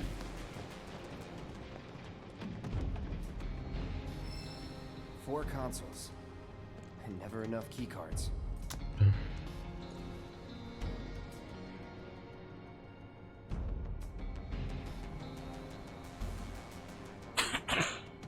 Yeah, I know.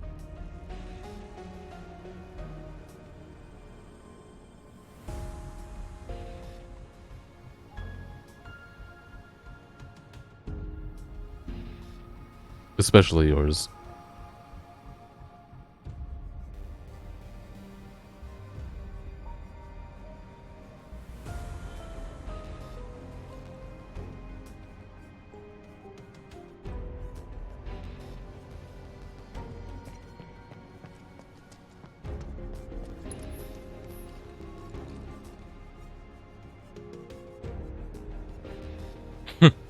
I haven't dropped that many frames, so if you do refresh, you should be pretty solid for a while. It is almost 6 p.m. already. I need to We should be consider go buying some food. Big boy, go. Right. Get some food. Yeah, which would be more than a 5-minute break. If you need a longer break, Oh. we can reconvene, but Yes, please. Would you give me 30? yeah. Alright. I'll take a longer break for my voice, but yeah, go ahead. Okay, I'll be back then. You too, NBK, if you want to stick with us, that would be fantastic. Oh yeah, sure. Cool. This is fun. And Sir Fluffy, if you want to hop in when I get back. That'd be cool too. Rain Soul. Okay, see you guys We'll later. be talking about the DLC at some point, but yeah. Verb.